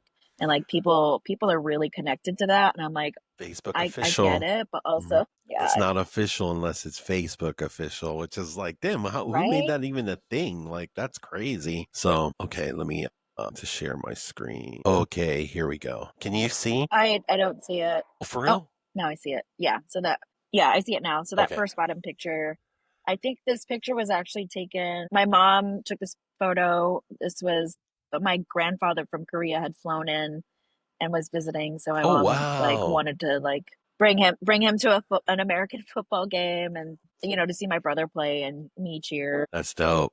Yeah, that would have been a perfect time you're going to be cheering while your brother's playing. That's like, oh, yeah. Yeah, it See was two of the killing two three birds with kids do one something. stone. Yeah. Yeah, for sure.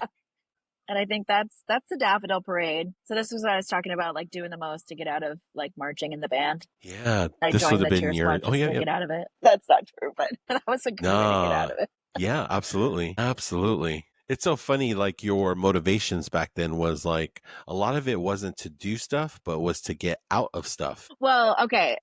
Honestly, like being, I'm sure you may have experienced this in like your own unique way, but like having a parent who's from another country, who's a first generation immigrant, having like raising kids in American culture, there's like things that you should or shouldn't do. And then, Yes. she really wanted us, my mom, both of my parents really wanted us all to go to college. And so, you Oh, know, yeah. my sister didn't really have the same kind of opportunities as me because my nephew was born her senior year of high school, and so Yeah. it was kind of left up to me to be the achiever in the family. So and my brother, very smart, very talented, very athletic. I was definitely probably getting better grades than in high school, and so like there was a lot of pressure for me On to you. do things that were in line with that. So like Yeah. being in band was one of those things, and I hated band. I wanted to quit when I started high school, and my mom was like, "Nope." And then she bought me an expensive like wood clarinet, and it was like this beautiful engraved wood clarinet that got stolen. Somebody stole it out of the band room, I think my junior year, Damn. Damn or Spanaway either kids. stole it out of the band room, or I know, or and I mean, I had some speculations as to who it could have been and what the motivations were, because I don't know if people know this, but like being first chair was like a big deal. In band? And yeah, Yeah. and I'm not saying it was any of the other band students, but I mean it was a unique instrument, so like they couldn't just bust it out, so it had to have been removed from the band room for a reason. And I think I was like fourth chair at the time. I also was never like, oh God. I mean, they can't take my diploma away. I skipped class a lot. So I was like never there. I think I was like fourth or fifth chair. Like I didn't really have a lot invested in like Yes. the status of like being the best clarinet player. I was just there because my mom told me I couldn't quit band. Yeah. Like, and so like, my motivation for being the manager was definitely to get out of being in the stands. For My sure. motivation for being in cheer was like I was being encouraged to do something that, other people saw potential in me. So, I was encouraged to do something based on like the potential others saw in me. And, again, being in that kind of group of folks that was under the wing of Miss Higgins, I'm sure there are plenty of cheerleaders that wouldn't have been cheerleaders if they weren't, hanging out in Miss Higgins' office for some reason. For sure. Yeah. So this is obviously from your senior year as well Yeah. Yeah. in your cheer outfit. Yeah.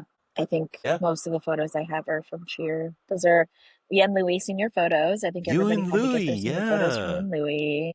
Yeah. They had a stronghold on, they had like a monopoly, I felt like, They on cornered pictures. the senior photo market. Yeah. I think too, like it was really it was cameras are really expensive. They're still expensive now to get a good professional, Yeah. like semi or professional camera, but they're more accessible now because you can go to Costco and get like a Canon Rebel and, you know, start a photography business with that. So like everybody has a digital camera and like you don't have to have access to what are those called? A dark room in order to develop your photos on Yeah. your own and you know, things like that. So like the digital age has definitely made it easier for more people to have professional level cameras. And then our phones have good cameras on them now too. So like Yen Yep. Louis, I think they didn't close their doors because we actually did family photos there. God, forever ago still, but Somewhat recent. I want to say it was like the late 2010s. They were still going strong. There were Yeah. still kids getting senior photos there too. Yeah. No, it makes sense. It's like, dude, so And I think the next photo is actually from my college graduation. So I yeah, I graduated from PLU dope. um in 2003, I think, winter of 2003. Nice. But I couldn't like I forgot that like our whatever caps and gowns in high school were white and then obviously at PLU they were black. Yeah. Nah, these are amazing. It's like, man, that's what I'm Yeah. saying. Like, it's crazy to have pictures that are 20 plus years old, and Right. all of these are 20 plus years old. So Yeah. that's like pretty Yeah, I don't dope. know if you remember, but I used to drive up to UW to go visit Melvin, I think Melvin, Justin, and Oh, Brandon Gorley, like a bunch of those guys. Like Kevin Charbonneau, I think, was in their dorm. They had a yes. little quad dorm, and Yeah. I used to Yeah, run into McMahon. you up at UW. I think we actually, okay, correct me if I'm wrong, but I think I ran into you at like a frat party, but it was like if Maybe. one of the I didn't go to too black many of them. fraternities. Oh, It was one of the it was like I kind of wouldn't. random. It was kind of Yeah. like I I could didn't have stay very possibly. long. I went to more black fraternity parties than I did white fraternity parties, for sure. Yeah, yeah. Because I tried to, it was like later in my, this is after like, because I had a couple years where I didn't do very good. Like basically I did terribly and like it killed my GPA. And then I tried Yeah, to get into one of the black fraternities and like you need a certain GPA and I didn't have it. yeah, You needed like a yeah. 2.5 or something and I didn't have it. And I was just like, gosh, and I was kind of pissed too because I was just like, it's so funny. I was more pissed that I couldn't get in than actually the totality of just not having good grades to graduate with. It was just kind of like one of those weird things. But I mean, I ended up still being friends with a lot of people that ended up going All on to good. do those things, and it's all good. Like there's that community when it comes to like at least for the fraternity. There's not very many people that were in those back then. I mean, really small lines that were crossing over and stuff. It was super small. There Yeah, wasn't very many people, and so it was just like one of those things where it was. It would have been cool if I was able to do that, but I was not. You know, still, it felt. That was just weird. It's just like I was still able to be around those people and not feel any yeah. type of way or anything like that. It was this like, Well, hey, I think too, it's kind of like that community aspect of it. Like, you know, UW is a predominantly white institution, yes, so is PLU definitely. I mean, oh, yeah, I tell people all the time, like I went to a community college for 2 years and then transferred to PLU because honestly, I didn't want to move away from home. I was the opposite of a lot of kids where I was like, I don't want to leave my bedroom. yeah, I yeah, I want things to stay the same. I don't want too much change. And so I applied to I only applied to two colleges, Central and PLU. And it's because they had the two best education programs in the state. yes, And I opted for PLU because like having to like it's close. do, because I could have got into a dorm. No, did Central have dorms? I don't remember. Yes, wait, But yes.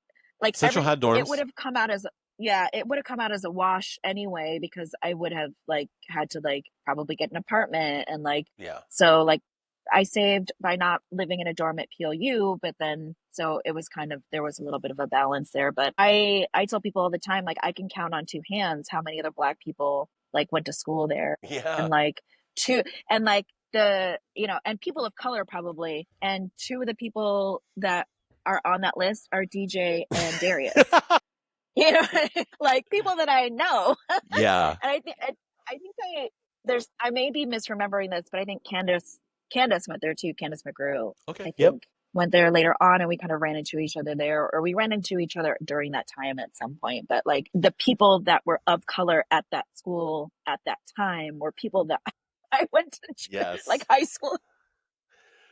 Which is funny. It wasn't the like college, but I mean, just finding your community in a school where it's mostly people who don't look like you, and then like you're also, you're Samoan, so like I'm sure there were other Samoan people, but there was probably like less of a dense population than like the people who were able to congregate in those fraternities. So being able to find like brotherhood would have probably been rad, but you were still able to find it, by being friends with them and Yes. going to I mean, it was kind of the like, frat parties and I mean, I don't know. I feel like I was and I think that's partly why it helps me with this particular podcast is that, man, I'm kind of a blender. I can blend in random situations. So like I obviously got along with all of my Pacific Island people when I was at UW, but like I think just being part of from Spanaway too, I got along with a lot of the black folk too, so I don't know. I just feel like it's just kind of in my personality to just kind of blend in certain places. And so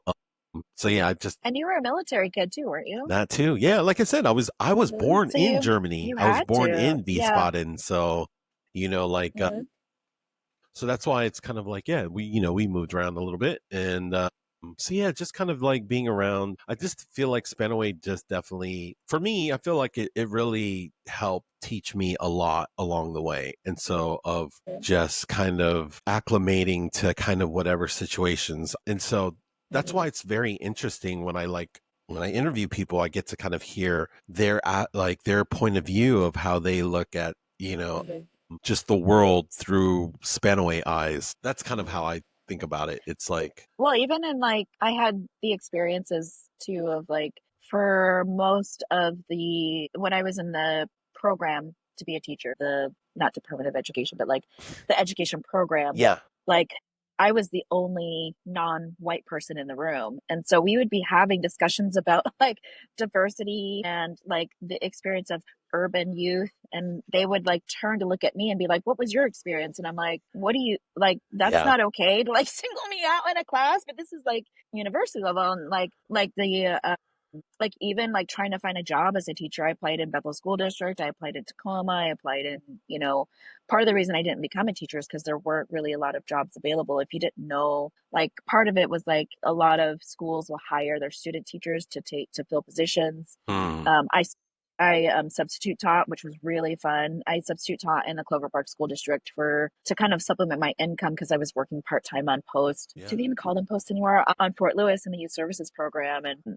I worked there. Like I was maybe getting like 20 hours a week, so I substitute taught for a long time, and oh, I ended up getting a part time contract because I was subbing. I was starting to get requests by teachers at Clover Park High School because I had built a rapport with the kids, and it was yep, one of the teachers I pointed out that, you look like them. You have their shared experience of being a military kid.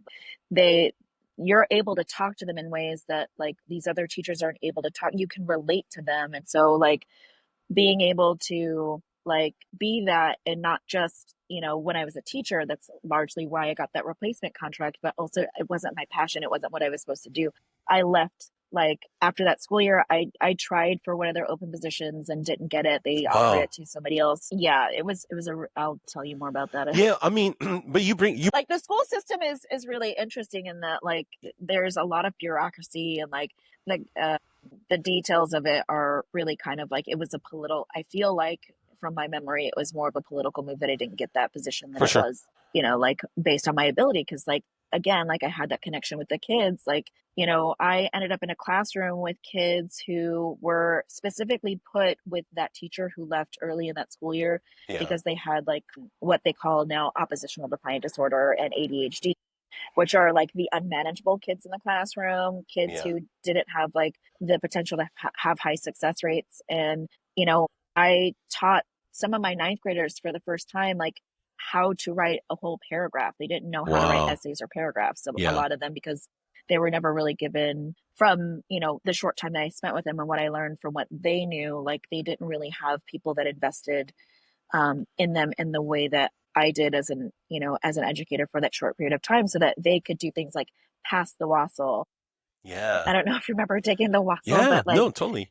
teaching, like they entered a writing portion into the wassail, and a lot of these kids were like really nervous about it, and it turns out that they didn't really know how to write a paragraph. So like again, taking inspiration from, some of the like good educators that I had, like Mr. Hoseth, like being creative with them, building like a curriculum around like things that they're interested in, like their community, and like, so that they could then apply that to, the wassail. And like also they were ninth graders, so like going into like their sophomore, junior, senior year, they left that year being able to write a whole paragraph. So No, that's dope. oh, actually a full essay. They had to write essays. They were not happy with that, but they had to write an essay. All good. Yeah, I mean, you brought up a great point though, just because it kind of triggered something in me. Like, even though I was at, so when I got to UW, like, there's a lot of the classes that I was in, same, I was kind of like the only minority in there, and I was just like, dude, Mm-hmm. I did not expect this is UW. You would think there would be Mm-hmm. way more, and it wasn't. And so it was just kind of weird because, well, I would be like in a class that say had like 500 people. And then like we Mm-hmm. would on 2 days out of the week, we would break into classes where it was much smaller, maybe like 30, like a regular class. And almost Mm-hmm. most of the time, those classes never had somebody in there that was a person of color. So it was just so like Yeah. weird. And then like I also felt like I couldn't be myself. I was Mm-hmm. like, I don't know. So people have said that like I'm outgoing or like I'm whatever when I was at Spanaway. But man, that Mm-hmm. freshman year at UW, I definitely was like quiet. I didn't feel like myself. I just think, Mm-hmm. you brought up the fact how like when you speak, you feel like you speak for all of the brown/black people in the world or whatever. Like you Yeah, have the yeah. They weight put you in that position, you have and the it's weight like, of oh every my God. minority that's ever been in a college. Yeah. So that's, I felt that, which is partly why I just kind of shut the fuck up, because I was just, Yeah. so I would just kind of sit there and just sit there, and try to like, get knowledge by osmosis or whatever. But now looking back, I'm like, man, I wish I was more confident to speak up and like actually ask questions when I didn't know, because I don't think I knew a lot of what was going on. But then I was just, you Mm-hmm. know, insecure about feeling too stupid to ask dumb questions in front of all these people. And so it's just like, so Yeah. that's why I feel like, man, when you said that, man, it kind of like hit a nerve. And it's just like, damn, I hate that feeling of being the only, whatever in a room or whatever. And so, but that, I think that's the beauty of also getting older, is that, man, you kind of look at things like that and realize, and like you, as you get older, you kind of gain your own type of confidence. And then it's evident too, as like what sometimes you'll see really old people a lot of time. It goes both ways, actually, guys and girls, really old people that just give zero fucks, where Mm-hmm. they're just kind of like, they, so I see where that comes from, because as you get older, you realize a lot of these things that we worry about is not worth worrying about. Mm-hmm. So that's why, man, it's, you don't have to worry so much, as you get older, because the less you care about certain things, they won't really affect you. You kind of look at, you take value in sort of the things that really matter. And so I don't know. That's Mm-hmm. just one of those. I think too, like I've again, like me getting into that position where I had the replacement contract was partially because of what I look like. But there are, I've had plenty of jobs where, being non-white and like being visually who I am, like Yeah. that has also been detrimental too. Like I have been fired for, being defiant, and I got fired from this job, and they're like, "You're what was it? There was something about being defiant, or something about being, a lot of the terms that they use for black kids and black women, Yeah. and I was like, you haven't seen nothing yet. Like Yeah. you thought that that was defiant. You guys, I told him, when, because I knew I was getting fired for the job, and it just so happened that they also fired the other black person that worked there at the Wow. time. So it was like you guys have no idea. Like that's not defiant. That's just me doing my best to keep this job without offending the people who are going to be most sensitive to the presence of me being there. For And I sure. think we go through that in life where we have to do certain things in order to keep jobs or stay in a class or pass a class or whatever so that we can survive. Like it's a survival tactic. Even like being a military kid and moving around and having to blend into different scenarios. Like it's a good sense, you build a sense of resiliency, but then it's Yes. also kind of like if more people knew about Samoan culture or about a Black culture, Korean culture, and just like the human diaspora, like it would be a lot easier for us to be ourselves in spaces where we're not being told we're too loud or we're too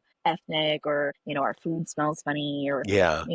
whatever people come up with because they just aren't exposed or insulate themselves in a way where they like don't have to engage with people who are not like them. For sure. Speaking of being exposed, what's the worst guess somebody has had when it comes to your ethnicity? Because I could see a lot of people saying, like, hey, you look very ambiguous. So I could see them saying the most wrong things ever. So I don't know. Do you have any that stick out? We're just like, dude, I am nothing of what you just thought I was, but thank you for the laugh. I think it always depends on like what people have been exposed to, right? So I've Yeah. definitely gotten Samoan, I've gotten Hawaiian, I've gotten Guamanian, I've gotten Filipino, I've Wow. gotten, yeah, like anything that you can think of. It depends on who they worked with at some point at some time. But like, even to like I I'm think they're also rooting for answering that the too. They're rooting for I think it's just I think they it might be depends on rooting what they've for been the thing exposed that to. they know. So they're hoping that They you know, are the yeah, thing that yeah. they know so that you have that commonality. So and then like, man, when you crush them by saying, no, I am none of those things, then they kind of feel Or I dumb. just or I just walk away because I don't feel like having a conversation. No, I mean I've done that a couple of times, but like normally I'm just like no, and then I don't tell them like what my mix is, or Yeah. you know people will ask specific questions, or like I'll bring up like my mom or Yeah. my dad is from Louisiana, or he grew up in Louisiana, so like having a connection to the South too, like just bringing that up kind of casually so that I don't get asked the question, or things like I've had to navigate that in different ways. But I think it always depends on, because what they'll say is they're like, "Oh, are you this?" And then they'll say, "Oh, my coworker is this," and you look just like Yes. them, and then they Yes. show me a picture of the coworker, and they're just a brown person. And I'm Yeah. like, okay. But then I will say too that like I haven't done 23andMe where you can get like your ethnicities I or think they whatever. went out of business. My mom did they? I think so. I don't think so, because they use I mean, 23andMe to catch some criminals. maybe. I don't know. I I'm swear I saw a thing where they're like, yeah, I think they're, I don't know, maybe I they're wonder. still in, but so you guys can leave comments in the comment section about 23andMe if I'm wrong or not. I don't know. I swear I saw something where they Who went knows? bankrupt or something super I'm random. sure they did. I think Ancestry did, but who knows? Oh, yeah, maybe But that's my the sister one. did. Yeah, Yeah, maybe that's the one. yeah, Sorry. because My bad, 23andMe. I am mistaken you from ancestry.com maybe. So maybe they're the ones that my went sister bankrupt. did. Yeah, my sister did her DNA, and Korea is a peninsula and boats exist. So there was a lot of, Yeah. you know, water travel. And apparently I have some Indonesian ancestry, like a significant amount of Indonesian ancestry. So that might be where some people's recognition might be coming through. But still, it's mostly just, I know a brown person, they are this, you must also be this. Yeah. But then it That's also, I mean, I will say it's helpful, like working with people because they don't know. And then because of like the many cultural backgrounds of kids I grew up with, like, having Samoan friends, I yes. have Samoan clients, like, Yes. being able to recognize like even like the flags, like the different flags, things like that, Yep. like being able to see them representing their culture and being like, oh yeah, like, and it not being like a big deal, because people like to make a big deal Yeah, about like, for sure. oh, have you tried kimchi before? Of course, I grew up on it. Like, what do you mean, have I tried kimchi So that's before? so man, I will say this though, like being in Spanaway, like outside of my parents' ethnic food, we were not very Mhm. ethnic food adventurous. So like it's weird because like when I got Really? Yeah, like for example, like pho. I didn't have pho until I was in college, until I was at UW in Yeah. Seattle. Yeah. So I was just like, damn, how come I've never had this? I'm like, man, that means I didn't really have any like. So it's kind of funny because I'm like kind of doing like little bits of math back then, and then I'm just like, okay, it's just interesting how Well, I like wonder too, like I think a lot of the Vietnamese population was on the east side. So like for we had a sure, lot of yeah, islanders and like Koreans and I don't there were we had a few like Vietnamese and Vietnamese and Cambodian Cambodian. friends, We had a few, yep, but it was also about like whose house you went to after school yes, and their mom, what their mom was cooking. Because I yes. definitely had like lumpia and pancit and adobo because I had like close Filipino friends, and I joke now because I'm trying. I have, like I said, I have clients from different cultures. I'm trying to get invited to barbecues because I miss like Yeah, being invited to friends' house for barbecues and just like eating like food is such a big part of culture. And for so like, sure. having that experience and like people, I think too, like people are scared of like the food of, brown folks. And so they're not adventurous. And so they won't eat things when they go to like other people's. I'm like, invite me to the barbecue, please. Roast pig, where? Please just tell me. Speaking of food, do you have a certain type of favorite food? What's your favorite type of kind of food? I eat a lot of everything. Right. If you could pick one though, like One. one I mean, genre. comfort food will always be Korean food. That's kind of a given. But I have like favorite dishes. Like arroz con pollo is one of my favorites Mm, in like South American, and like I've tried arroz con pollo from from different countries. different countries. Yeah, and the flavor's different and it's all wonderful. So I've learned how to make that, and like I really like ramen. Very into ramen right now.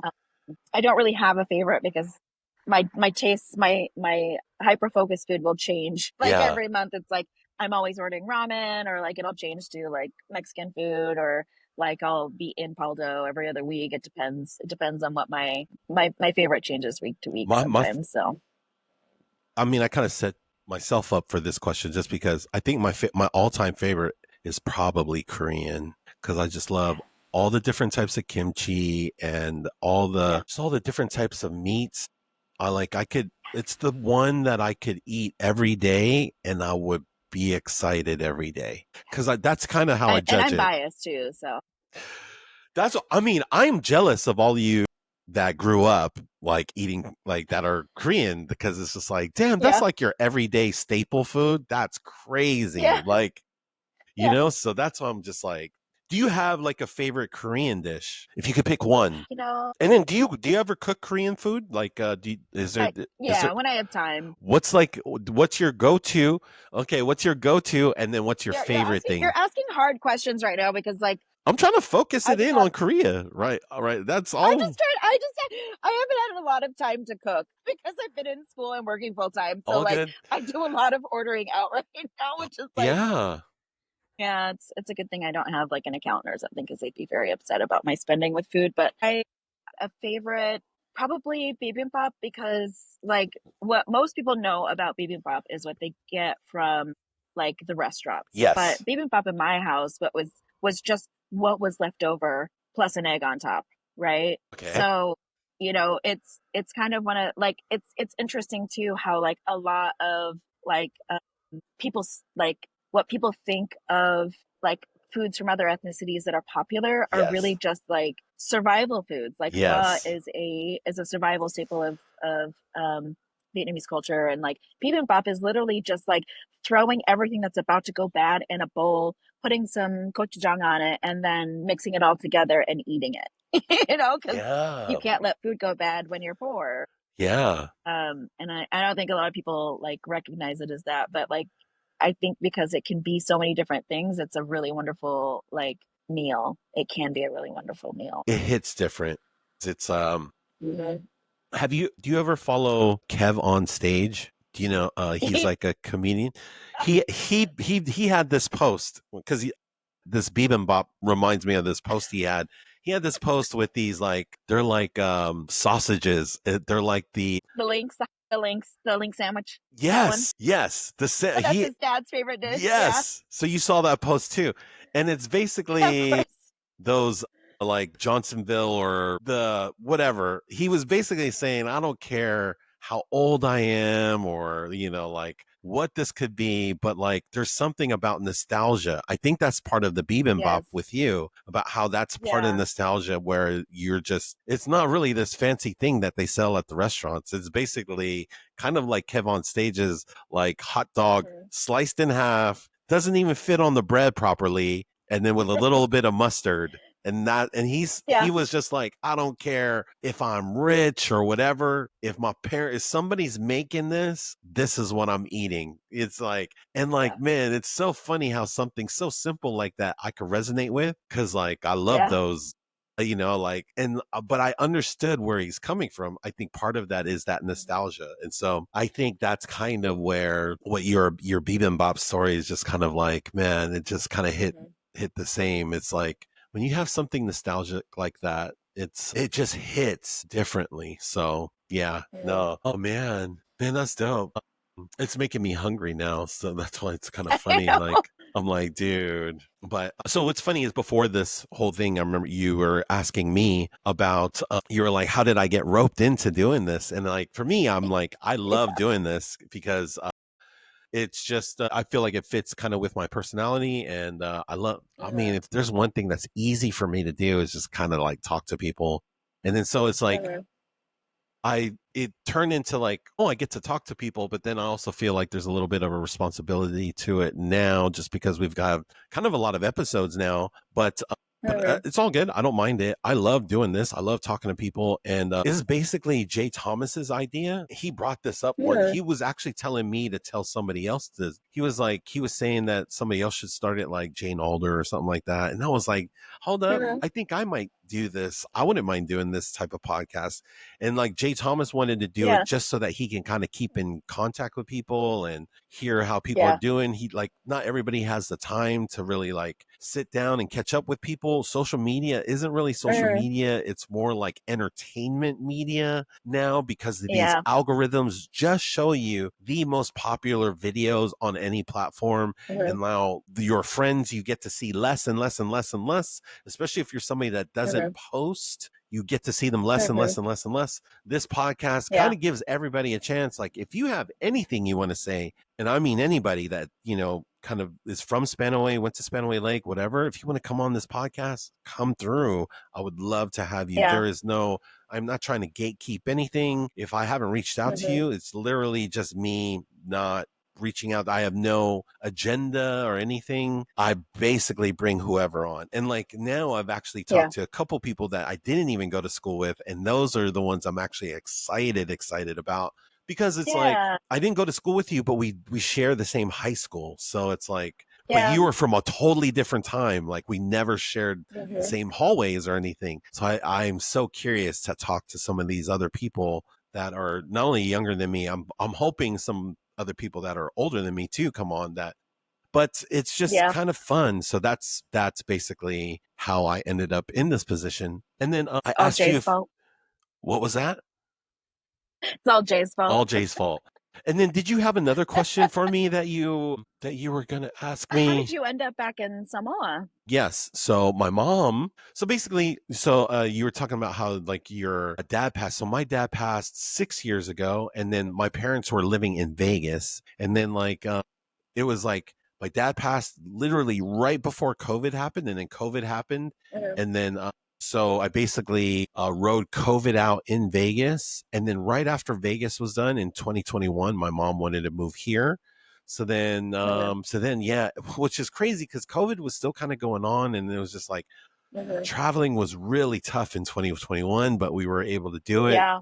So what's funny is we were on these flights that we weren't really supposed to be on. They're like called repatriation flights. I don't even know if I should be bringing this up, but they're supposed to be for people that were from American Samoa going back home. And, that's not us. We don't really fit that. We're basically, my mom is from here, from Western Samoa, which is different from American Samoa. So Yeah. like we weren't really supposed to be on those flights, but we got on them. So that's how we were able to travel during that time, was we Yeah. basically kind of like got on flights that maybe we weren't really supposed to be on. But so man, it was weird because it all ended up working out. And so that's kind of why I'm here right now. But I am looking forward to coming back. You're in Washington, yeah?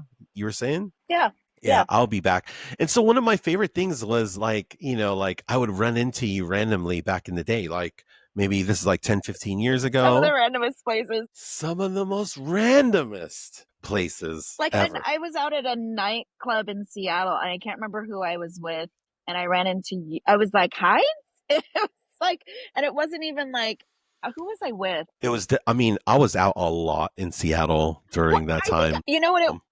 I think this time that I'm thinking of, it wasn't like soon after high school. It was like in this weird middle period. Yes. Because I think it was Alan Balasundram and I went to an MMA fight at the Snoqualmie Casino, and I think we went out in Seattle afterwards and then ran into you. No way. I think.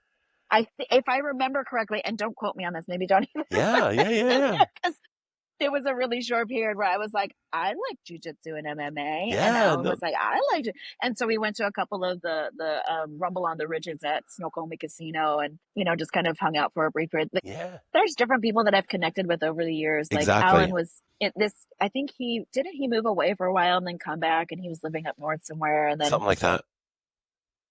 I've ran into classmates in other states. Yes. Like, what are some of the most random people or random places, either or, that you've ran into somebody from Spanaway? I mean, I ran into people I don't expect to run into people anywhere at this point because I'm so far separated from high school. I still have some people that I talk to regularly, but still I just don't think of like, those don't count. If you talk to them regularly or you plan on visiting somebody, well, I'm not talking about that. I'm not talking about pre-planned trips. I'm talking about like, man, you're random somewhere and you see somebody random somewhere from Spanaway. Cause like, I won't name names. Yeah, don't have to. Is it a random place? A strip club in Portland. I ran into somebody from high school. Okay. And I heard my full name yelled from across a strip club, and I was like, I was there with friends, but still, it's like none of them, refer to me as my full name. They were coworkers. So I don't even think they knew my last name. And this was when I was bartending too. So I hear my name yelled from across a strip club, and I turn around and I'm like, hi. And both of us were there from like our respective homes. Like we were traveling there that same weekend and just happened to run into each other. That's crazy. Okay. You don't say guy or girl, but what year were they? I'm just curious. They were a year younger than me. Oh, so class of 2000. Okay, cool. Interesting. Very random. Yeah. I mean, I ran into old classmates on dating sites. And that was kind of like. Yep. People's brought. Yes. No, it's going to happen. So it's just like, there's only so many places to be in general. So it's just natural. Like those things are going to happen. Yeah. So what's funny is like somebody, not to spill people's tea, but I'll just say, I'll be very ambiguous. Somebody from my class saw somebody else from my class that was supposed to be married on one of those dating sites and then realized that person's spouse had cheated on them, which is why that person was on the dating site, because they were not together anymore, but it wasn't public. So it's like, so that's what I mean. Like this stuff happens, you know what I mean? It's just like, dang. Yeah. So that's why I keep that. It's like, I've had that happen a couple of times where I've like seen people in places that they weren't supposed to be and I didn't know. And then I've accidentally been the one to like somebody for cheating on their partner, because as much as we talk about vibes, like as much as I'm a sensitive person, sometimes like things don't click for me. I'm just like said stuff that I didn't know. I mean, I'm kind of similar too. Like if I'm not paying attention, I think part of that is we live in a society where being focused is not being focused. It doesn't pay off when everybody is constantly aiming for cheap dopamine hits. And so because we are not focused on any one thing at any one time, like, and I am the worst at this, like of just not being focused. It's easy to kind of like have things slip through the cracks that you're not supposed to, and you're not trying to be, you're not trying to be gossipy or anything. You just don't realize, so I just feel like that happens Yeah. a Well, lot more. everything is always moving so fast, and like, yeah, like, and I think people too, like you said, that there's the good side and the bad side of there always being a camera on, and that Yes, like people can't be as sneaky anymore, and people think that they're real smart about the moves that they're making, and they're not, because there's always, I mean, and you're not. If you're trying to do I mean, anything sneaky today, I could go on and on yeah, about this, but like even culturally too, like, we're not really engaging in community like we used to. Like even in the downtown Tacoma community, like I used to know the names of the homeless people in the area, and somebody brought this up to me. I kind of did a short like project where I was interviewing business owners, black business owners in the area, and somebody reminded me that in like there was a time where we knew who the homeless people were. We knew them by name. We knew why they were there. My headphones are dying. Supported them in ways where, we knew, you know what I mean? Like we just could have conversations with them, and that's not I should something have that we told you can to take really. those out earlier. I know them in a different way because I work with them now, but like Yeah. even now, like it's such a different experience to be in so much more densely populated area that now doesn't look like it used to even 10 years ago, where Wow. like it's so Yeah. hyper gentrified here now that like I used to feel like I blended in a little bit better, I don't feel like I blend in as much because there are just fewer, there's more white people here.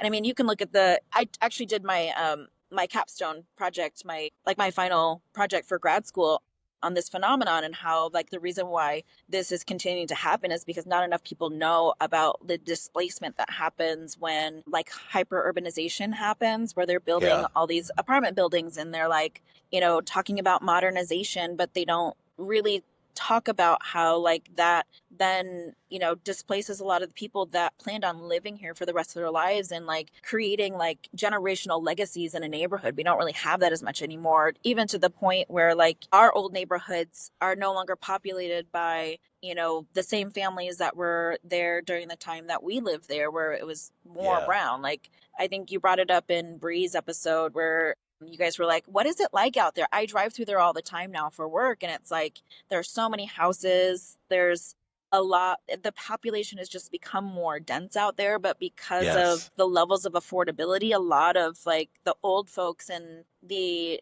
maybe not as wealthy folks that live there for maybe two generations don't live there anymore because they can't afford it, because even the property taxes are too high. Because my parents' house sold for I think over double what they originally Wow. financed it for, which is crazy. I'm like, who wants to live in my old neighborhood? Yeah. But Yeah. I mean, people do, because now they're able to like get into these houses that, you know, are more desirable because of the population density and the change in like the demographics of the area. So I think Bree brought up that like Spanaway Lake High School is more predominantly white now than it used to be, where it used to be a little bit more 50-50 of like, Yeah.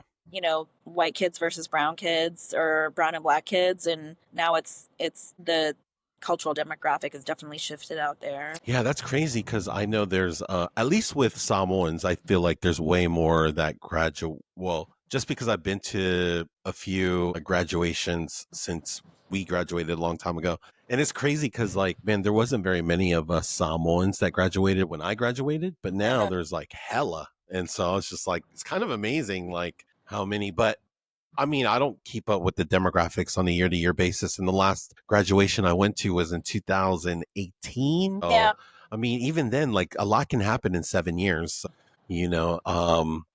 But, you were kind of bringing it up, but we were talking about like, old, I like asking people this one is like, hey, like when it comes to like old businesses or maybe even old places you used to like hang out, do you have any of those places from back in the day that you can think of? So I thought about this question because, again, I drive through the area a lot for work. Yeah. And speaking of lore, when I left working with the children, I was like, I need to get away from this industry. I ended up like taking some like bartending course that was like, $100 or whatever. And because I was like, I need to make money because I decided to go to hair school. And Yeah. so I went to cosmetology school, applied whatever, but I had to make money. I was jobless. And so I was like, a good industry to get into, ground floor, where you can make a decent amount of money and it would be flexible enough for me to like go to school, was bartending. I ended up being a cocktail waitress / go-go dancer at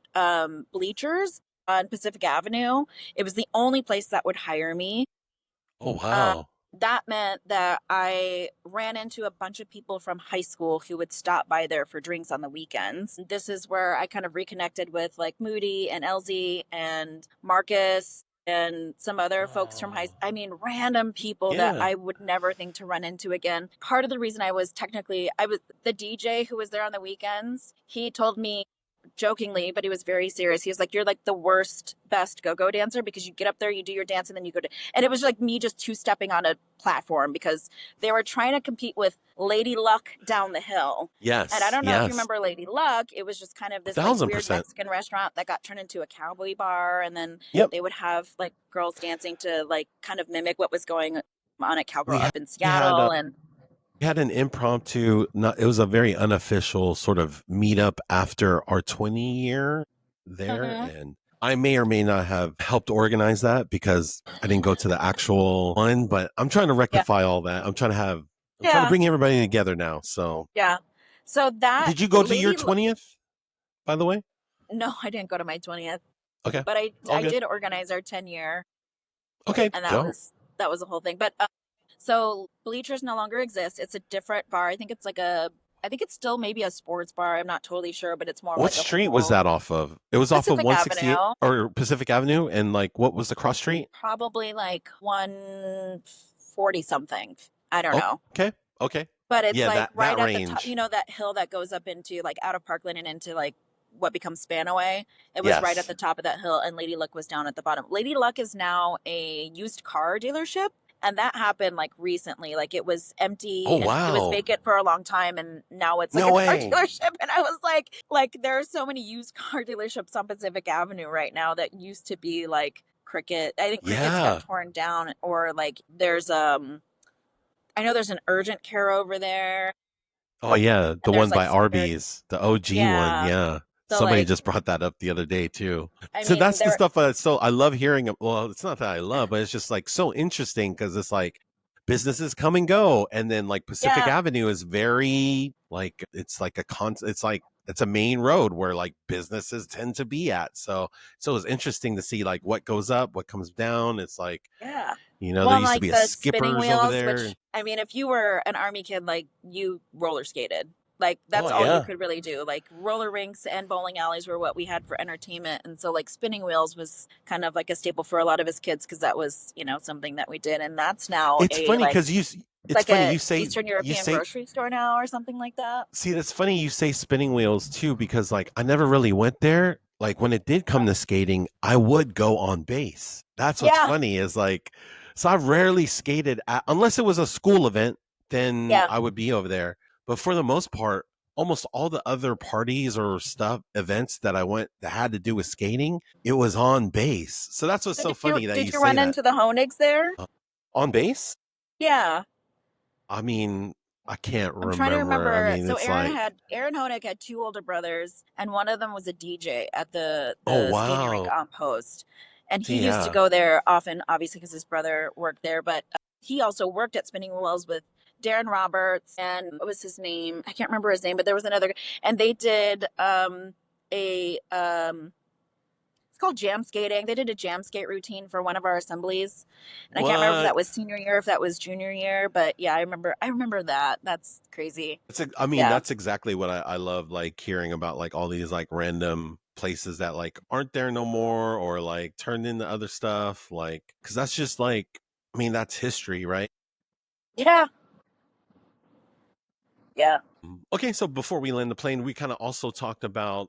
Oh, is there any other like maybe like stories you want to share, or anything you maybe just want to say in general out to the public there? Like I kind of talked about how in Warren's episode we talk about how like man, this is a good time that everybody gets to be like the main character. And so now it's like, I kind of want to throw it up to you. Like, is there anything you want to say to any of our like classmates back in the day, or anything in general before I kind of ask you some of these last questions? I think probably one of the things that I really value about what you're doing is like how, like, as much as you are like you're the main character, like what you're I really try doing not is to like, be. but like you're capturing these stories and you're like we're being able to kind of see the perspectives of how we saw ourselves. Or I'm watching Warren's episode and Bree's episode and I'm just like, God, I remember those times.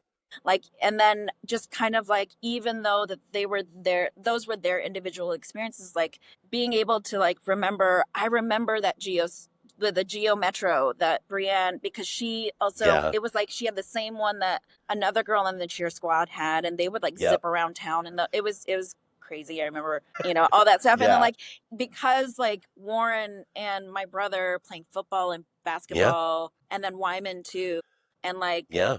remembering like having these like memories come up of like even the Grains, like Yeah. those, like there was a trio of boys, there was this group of guys that grew up together and played sports together, and like all of those experiences are like, I think, far reaching than I think people really recognize. So like the experience of watching my brother, you, Warren, Jason, like Chip, a lot of these Yeah. guys play the way that you did.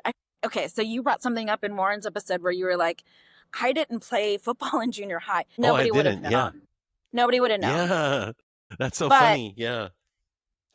the impact you had on the field and some other Mm. players had on the field actually, in a roundabout way, impacted me as an athlete later in life, because I wanted to play football in junior high. I actually went to Oh, one day of wow. tryouts and I was so sore I didn't go back. And my Oh, brother wow.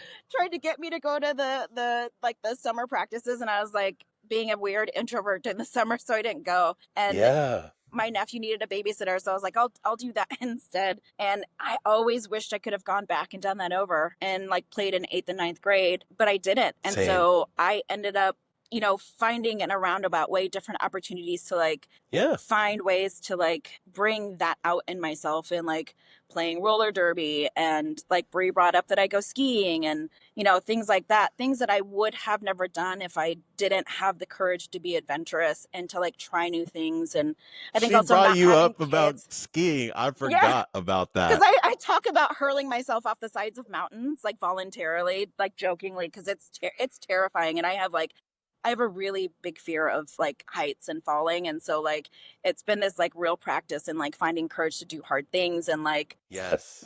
again, playing sports, you get injuries. I have old injuries that like impact my ability to like skate and bike and ski too. Like my Well, friends too, like the people that I go with are friends that I skated with, and so they have more I mean, you confidence in brought my it ability than I.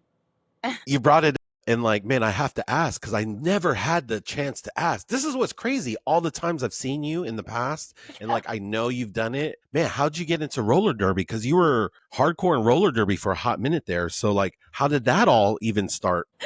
I was a hairdresser. Oh, I think real that's quick. kind of So how it where did happened. you go to school, by the way? There's a definite like crossover of like being a hairdresser and doing roller derbies. And yeah, where'd you Um, go to hairdresser school at, by the way? I went to Clover Park Tech. I did Oh, the okay. program there. Yeah. I was because I So told a story. I almost got hired, but because I lived in Northgate, I almost got yeah, hired by the Gene Juarez School in Northgate. yeah, I was like yeah. this close.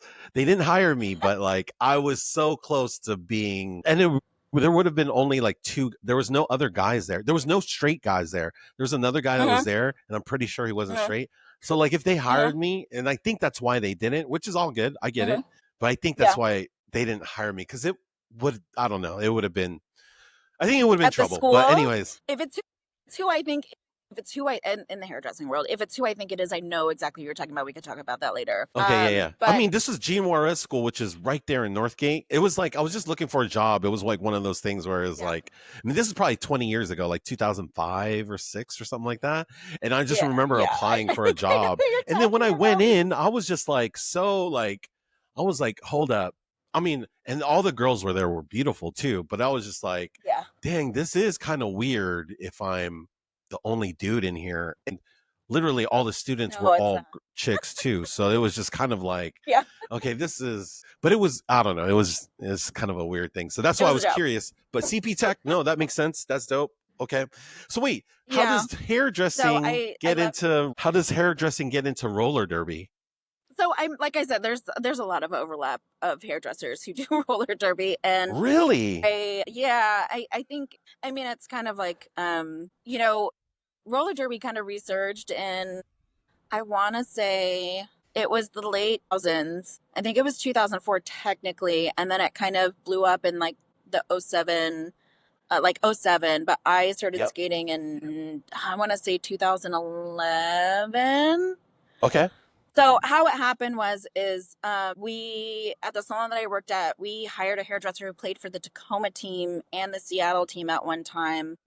Wow. And we had also, one of my clients skated for the Tacoma team. She skated for Seattle, I think, for a season two. And it just kind of was always connected, right? So I think we even helped out with hair for one of the Tacoma team's photo shoots or something along the lines of that. And so, like, it just kind of became a thing that a lot of people tried at the time. And nobody knew that I was a rink rat as a kid, because again, you live on army bases, you're skating or you're at the bowling alley. Yes. So I had, Yes. and then I also took figure skating lessons at Sprinker. So I did ice skating for a bit too. And so I had a lot of foundational skills already. And the thing about roller derby is a lot of people go into roller derby having never really like learned the foundations of skating. And so I kind of had like a little bit more experience in Yes. some of my teammates, and we were skating for a team that was based here in Tacoma. We started our own team that was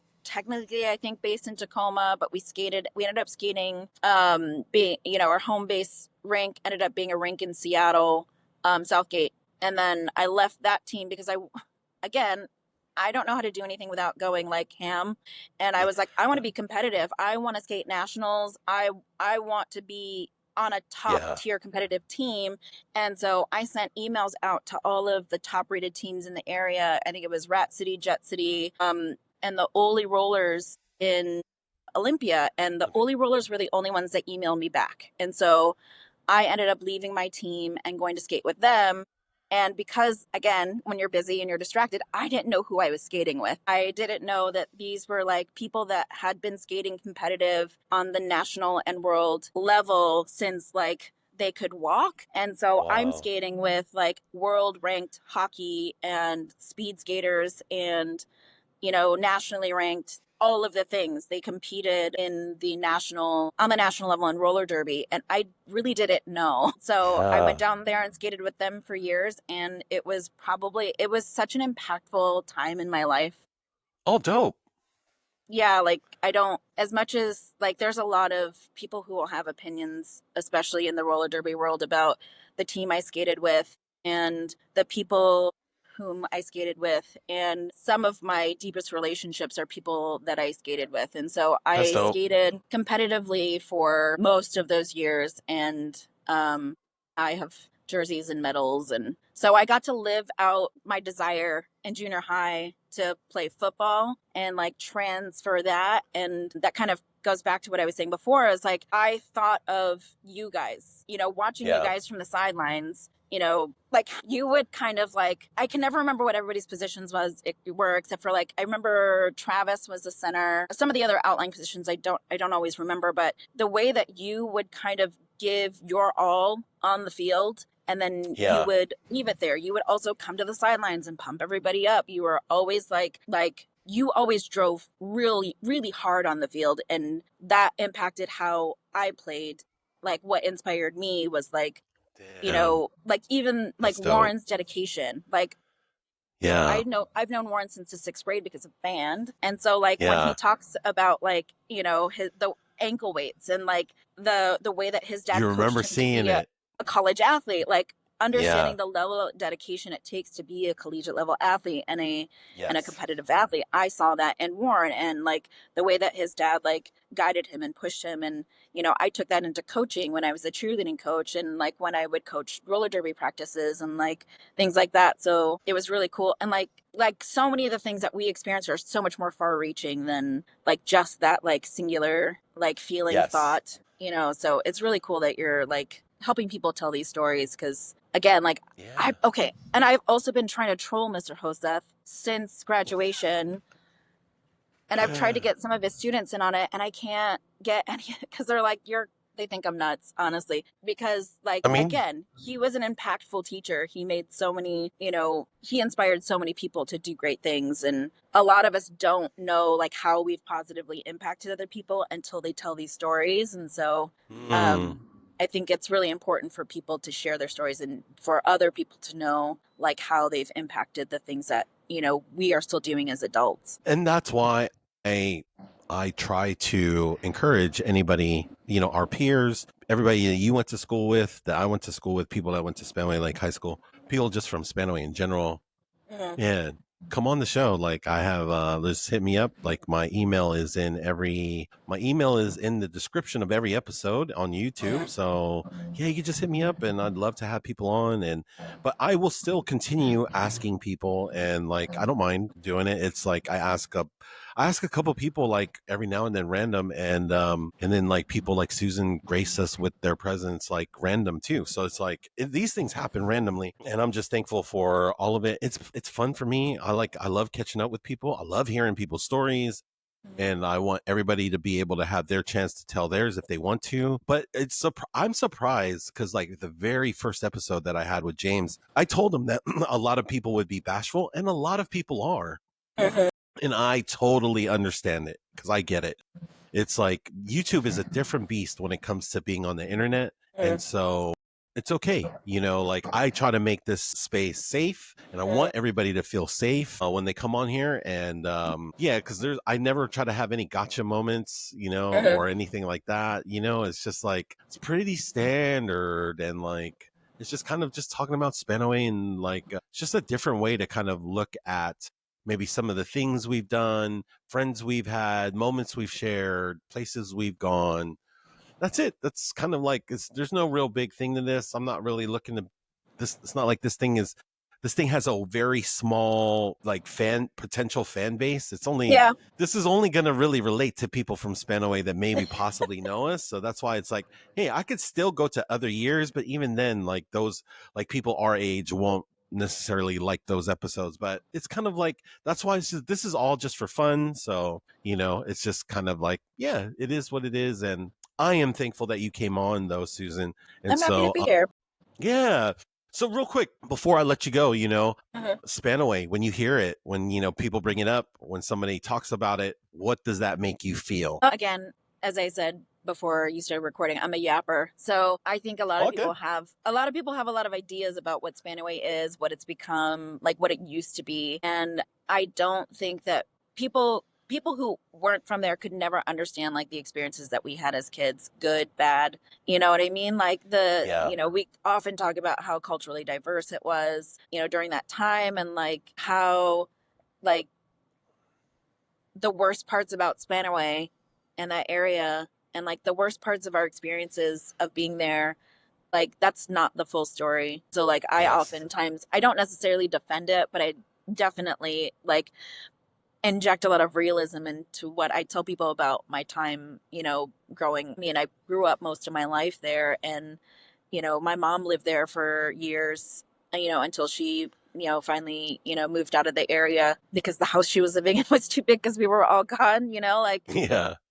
that's the worst part of Spanaway is not the story of Spanaway. There's so much Bro. there are so many wonderful and beautiful things that came from, a city and an area that, had the reputation that it did for all the many reasons that it did. So that's what I think Yeah. about when I think of Spanaway. No, that's dope.